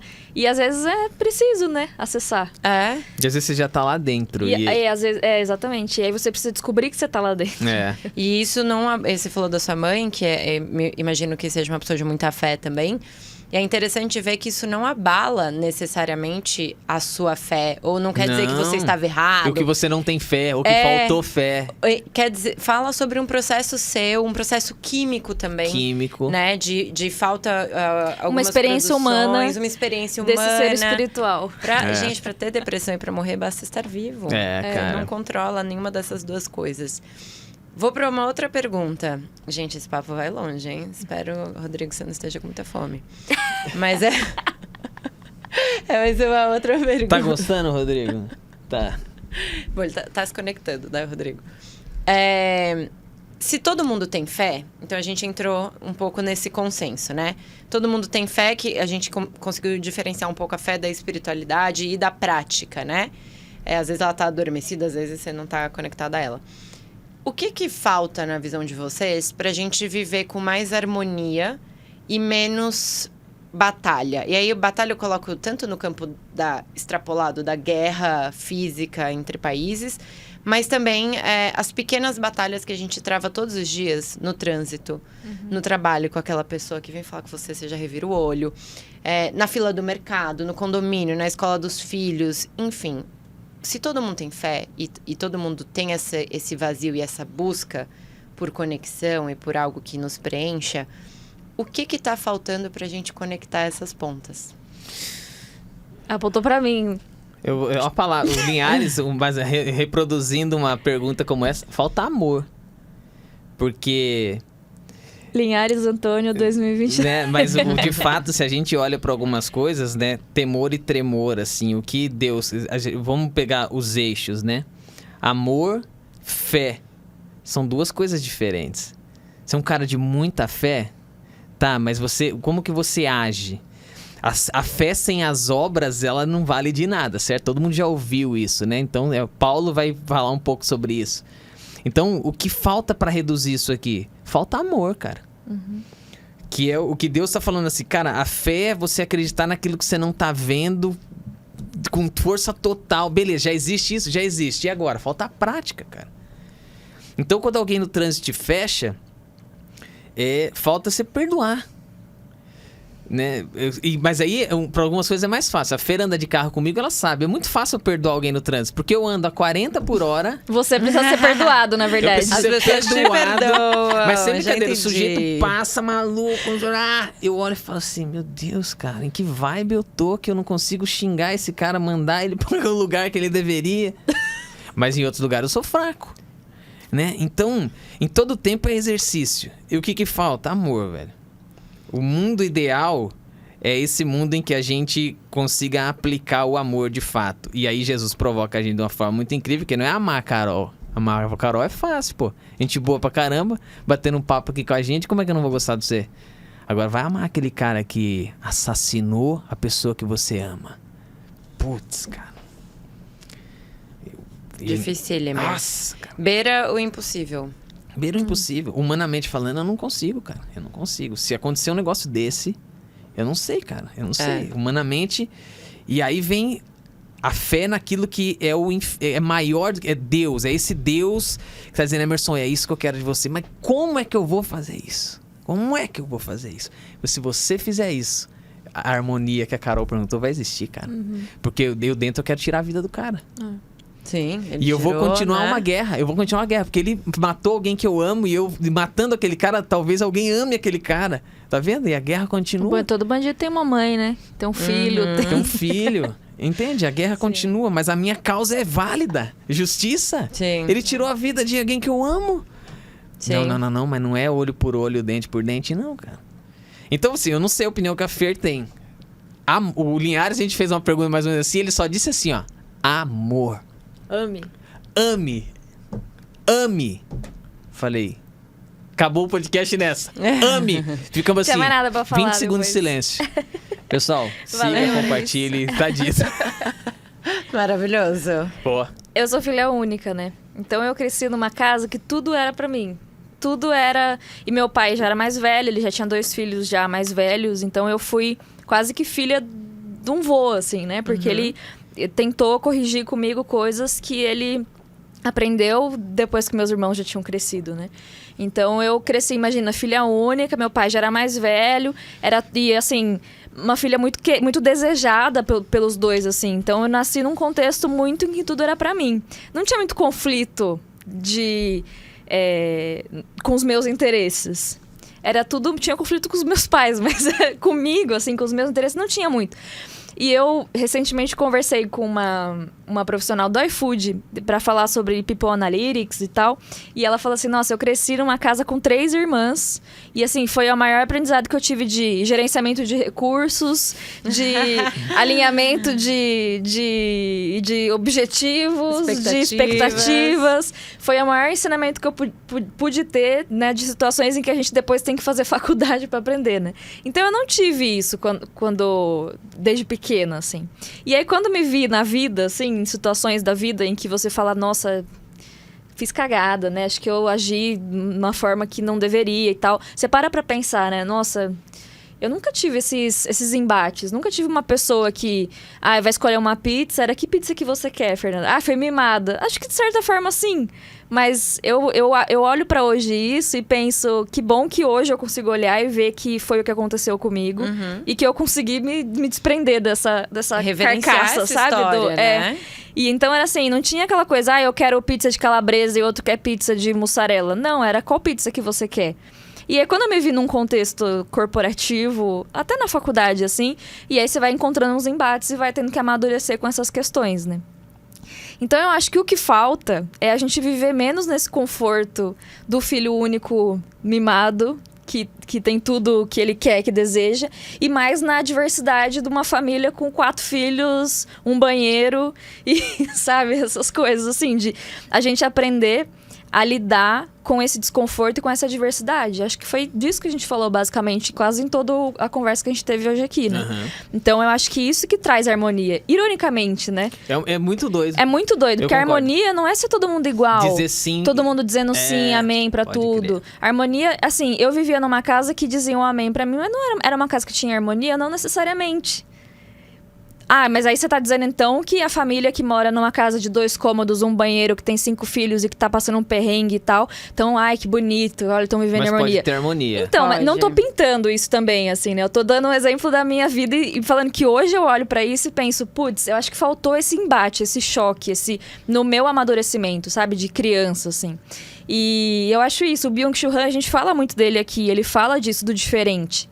Que a gente precisa criar anticorpos. A gente só cria anticorpos quando a gente encontra com o vírus, com o diferente. Agora salvo todas as proporções, né, de vírus, falando em época de pós-Covid, mas quando a gente encontra, o corpo fica mais forte quando ele entra em contato com o vírus, com a doença, com as bactérias, com o diferente.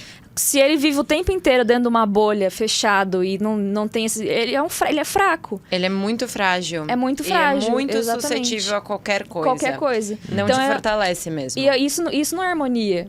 Porque eu não consigo... Não é um viver bem. Não é um viver... E eu acho que esse é uma coisa perigosa de uma vida em comunidade também, agora falando disso. Porque é muito comum a gente montar uma comunidade, ou a gente estar em uma comunidade em que todos são muito parecidos. E aí eu não tô falando nem de questão religiosa e tal, mas tipo, no trabalho, a gente se aproximar de pessoas que são muito parecidas, a gente ter amigos que são muito parecidos, a gente se distanciar daquele parente que é difícil pra gente lidar, porque ele é muito diferente da gente, sabe?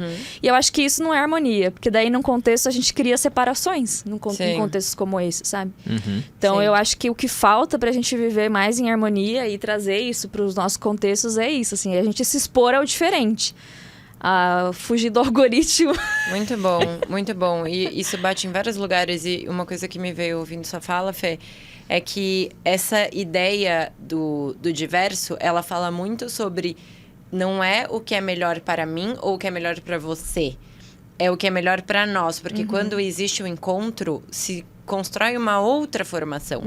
Então, não vai ser o meu ou o seu. Talvez seja o meio do caminho, talvez seja uma terceira coisa, que não é nem o meu nem o seu. Mas para nós duas vai ser bom. E eu acho que essa harmonia passa um pouco por aí, né? O que é bom para esse grupo neste momento, esse coletivo. Né? As pessoas vão ter que aprender a ceder. É abrir concessão, né? É uma dança. Você vai, a outra vai, você vem, a outra vem. E você falou um pouco do diálogo, né? Eu achei, quando a gente fez a pré-conversa, o Emerson falou sobre a religião e que seria legal a gente conversar um pouco sobre isso. E foi um lugar muito desconfortável para mim, porque eu fui uma pessoa que minha família não tem uma religião. E eu, quando morei no Alasca, fui batizada na evangélica. Porque eu quis. Eu escolhi ser batizada na evangélica, frequentei a igreja evangélica lá. E quando eu vim pro Brasil de novo, eu comecei a frequentar algumas células evangélicas aqui e entendi que, para os meus valores como pessoa, alguns valores que eram pregados ali dentro não condiziam com a minha visão de mundo. E resolvi sair. E falei, poxa, como é que eu, tendo esse histórico, vou ter um diálogo respeitoso sobre isso e acolher e também ouvir de verdade, né? Não só escutar, ouvir, internalizar. E eu acho que falta essa capacidade no mundo, de uma forma geral. Sim. Tirando os casos desculpa aí, Rodrigo. De extrapolar, assim, né? Tem a liberdade de expressão vai até o direito do outro, né?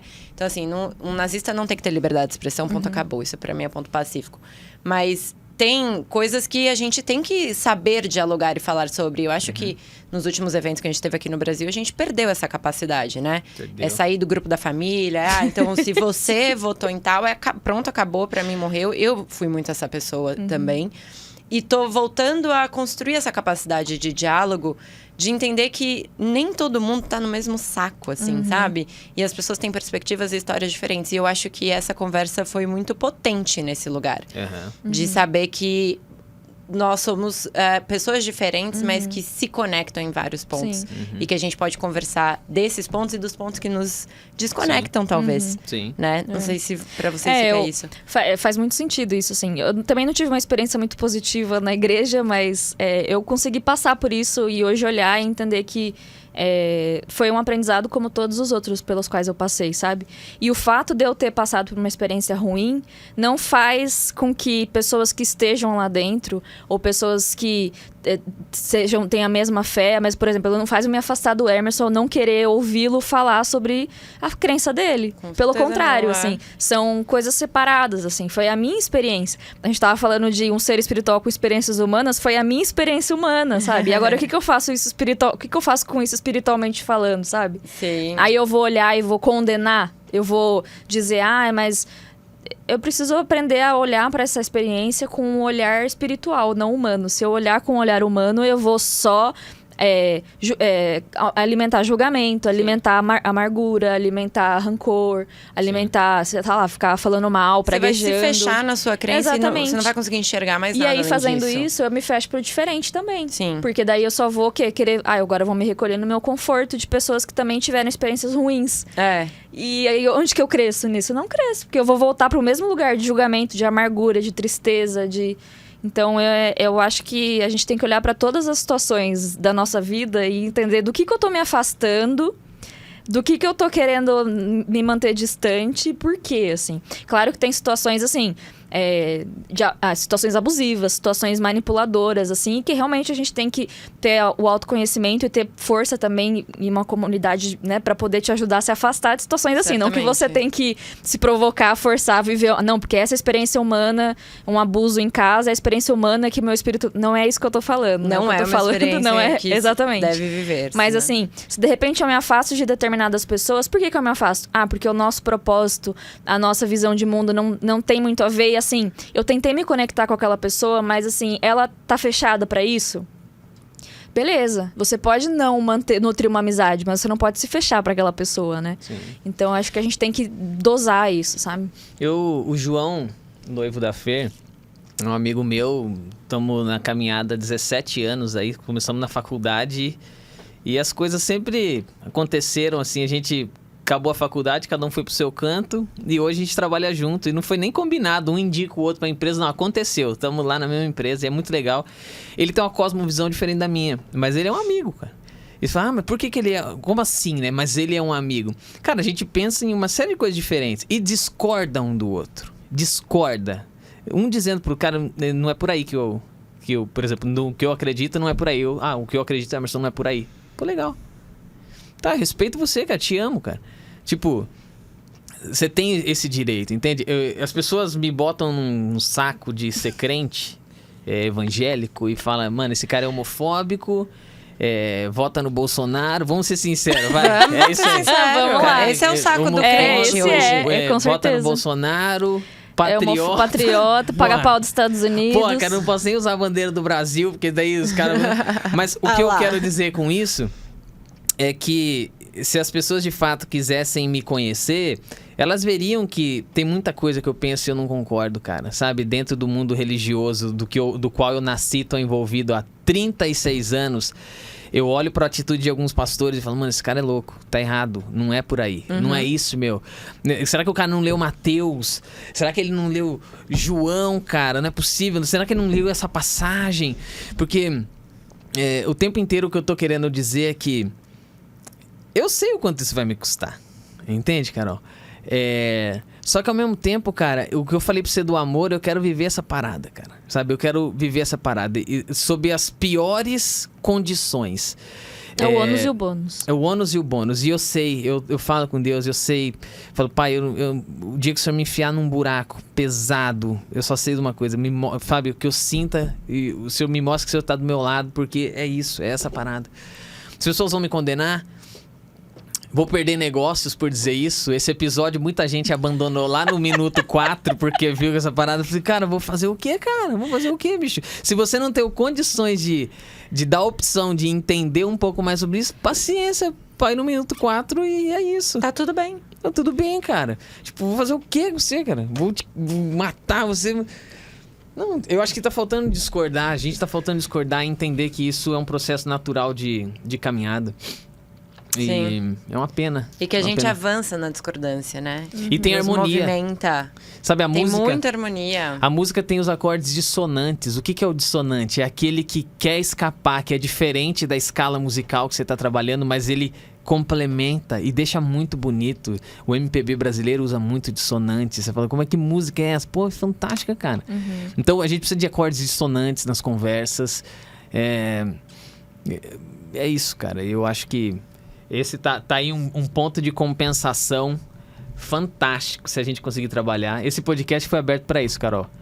E muita gente não entende ainda. Muita gente para e fala, esses caras ficam falando... Não, cara, a gente quer falar de gente. Então, Sim. dá uma chance. Taveira, pega esse pedaço e fala assim, dá uma chance pra esse episódio. Escuta. Escute, a gente suplica, Dá escute. uma chance. Dê uma chance, porque realmente tá sensacional, assim. Acho que as conversas que a gente veio tendo aqui foram muito... Pra mim, eu saio muito diferente de como eu entrei e saio transformada. E eu tenho certeza que quem der essa chance e ouvir esse podcast até o fim sairá transformado. Tem muita sabedoria aqui das experiências de vocês, mas também do encontro de nós três. Uhum. E acho que esse é o poder desse espaço aqui que vocês criaram.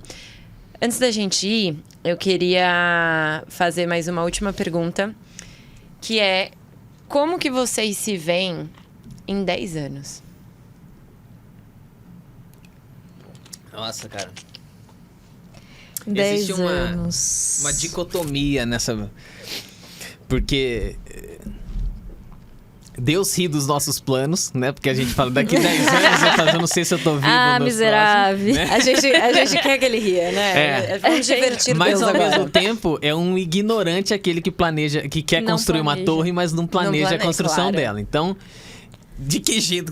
Cara, eu tô mostrando de que jeito a gente fica ali no meio, né? Cara, ó, eu vou dizer pra você. Não é clichê, não. E... Eu tenho algumas ambições profissionais.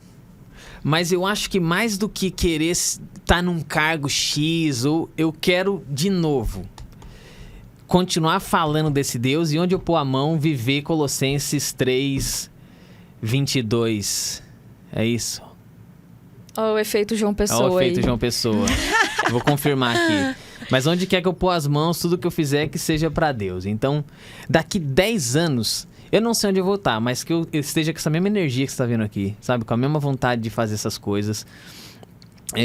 Esse é o meu desejo maior. Esse é o meu desejo maior. Cara, não... É isso. Eu não sei, cara. Entendeu? Eu não sei. Eu vou falar assim, daqui 10 anos, cara, eu quero que a nossa empresa esteja faturando 10 vezes mais e que a gente tenha negócios fora do país e não sei o quê. Não, não é isso. Não é sobre isso. E eu sei que divido isso muito com o Robinson, seria besteira eu citar esse plano. Eu prefiro ficar na essência, que estamos fechados na essência. Você quer estar lá, né? Daqui 10 anos você quer estar lá. Eu quero estar lá, fazendo o que eu faço hoje. Se eu precisar fazer cafezinho daqui 10 anos, você vai beber o café e Meu falar, Deus, pô, tomara que transformei. não. Espero que não. Eu faço na máquina. Mas eu ele vai boto ter 10 aquela anos. caixa. então tá bom, 10 então tá anos bom. pra aprimorar então tá também, bom. né? Melhor. E você? Eu acredito muito que se a gente quer saber como a gente vai planejar os nossos dias, a gente precisa ter uma visão de longo prazo também, né? Tem até estratégias, assim, de planejamento de metas e tal, que são as pedras grandes, e aí você vai quebrando em pedras menores e tal. Então, eu penso muito nisso, assim. Mas é algo que, no fundo, assim, dá aquele medinho de você bater um martelo, sabe? De falar assim, não, daqui 10 anos eu quero tal coisa. Porque a gente sabe, né, que muita coisa muda, tá? A pandemia aí pra provar aqui, né? E aí, se você botou tanta energia e expectativa naqueles 10 anos e veio uma pandemia e te atrasou 5 nesse seu planejamento, a frustração pode ser muito grande, né? Então, eu penso muito nisso nos próximos anos, mas eu evito de ficar colocando também muita expectativa em cima disso. Mas eu tenho coisas que, obviamente, eu quero alcançar, assim. Eu tenho um objetivo que... hoje em dia, as pessoas que me conhecem mais de perto podem dizer assim, hipocrisia, não condiz. Mas é um objetivo, certo, galera? Então, não significa que eu atingi. Também, não.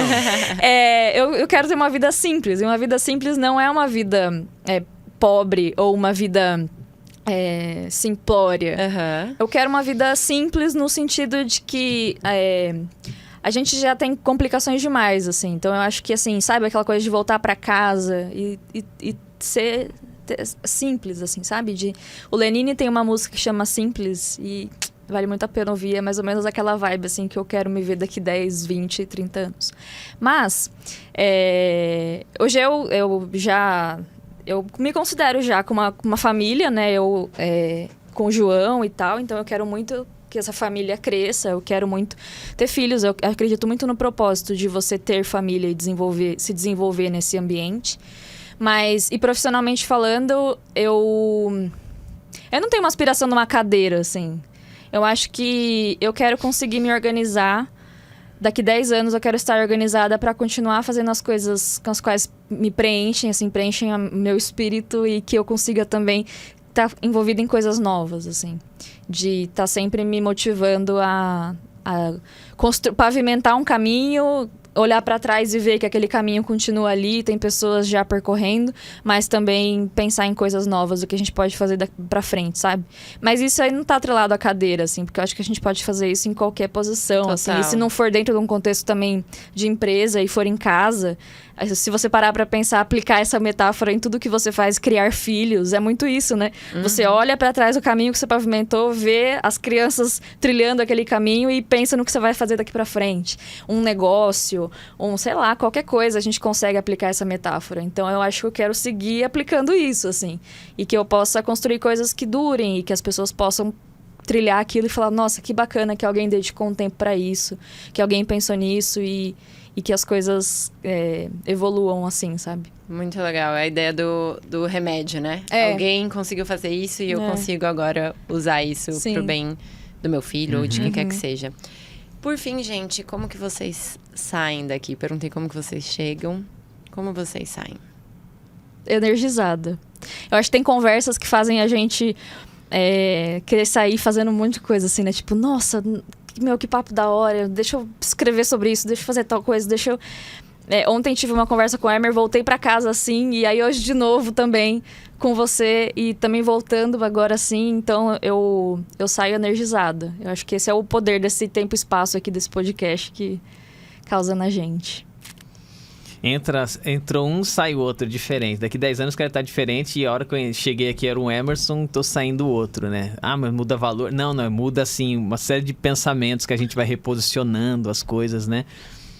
Eu sou muito grato você ter feito essa proposta pra gente. Sou mesmo. Você deu a chance de eu falar algumas coisas pra pessoas que estão perto, que talvez eu não teria a chance de dizer.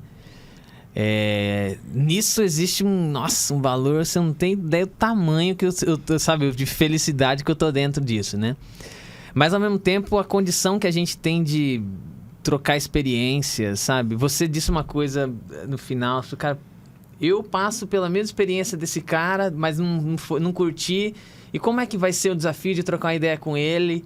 E quando você conversou comigo aquele dia, você contou da experiência no Canadá, eu saquei essa parada e eu falei, foi bora. No Alasca. Do Alasca, do Alasca. É que tá tudo ladinho, você pensa que é Estados Unidos, né? E eu falei, eu saquei, mas e daí? Tipo, isso não interfere a gente, né?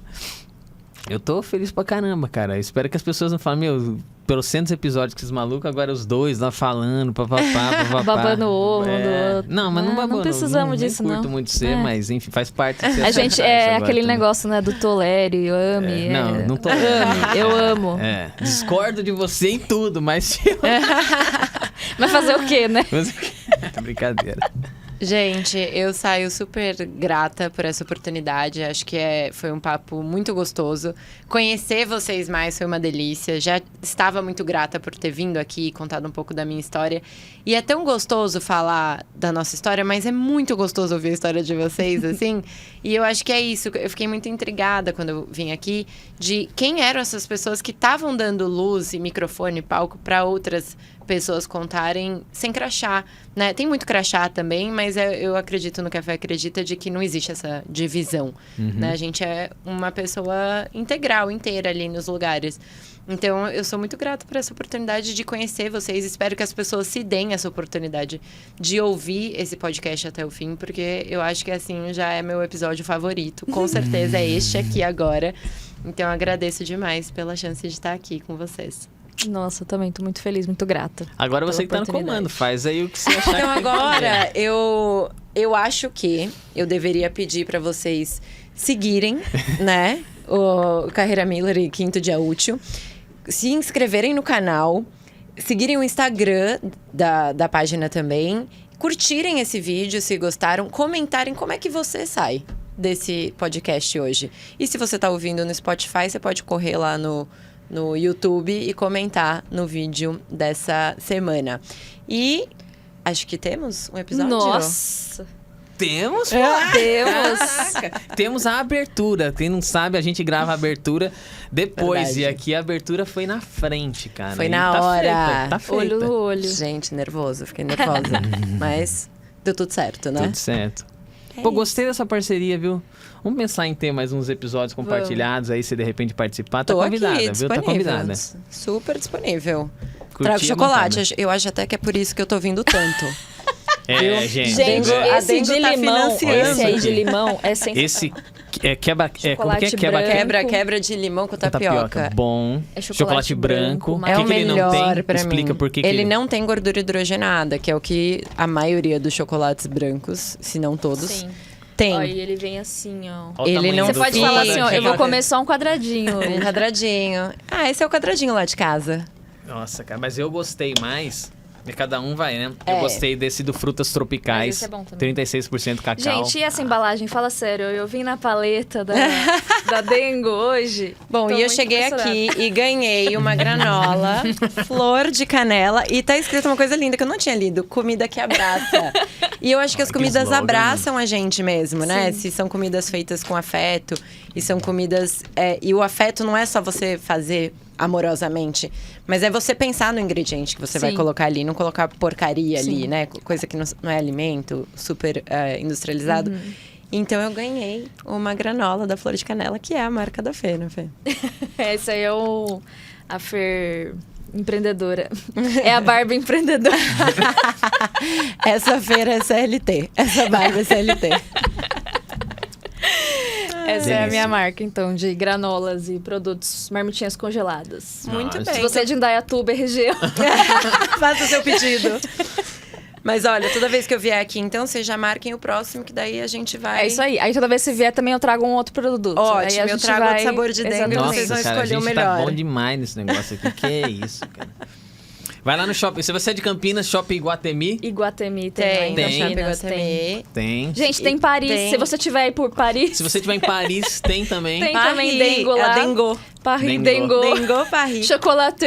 Chocolatier. Vale a pena, gente. Realmente é muito bom. Muito bom. Queridos, muito obrigada, muito obrigada gente. mais Muito uma obrigada. vez. Obrigada. Valeu. Valeu. Tchau.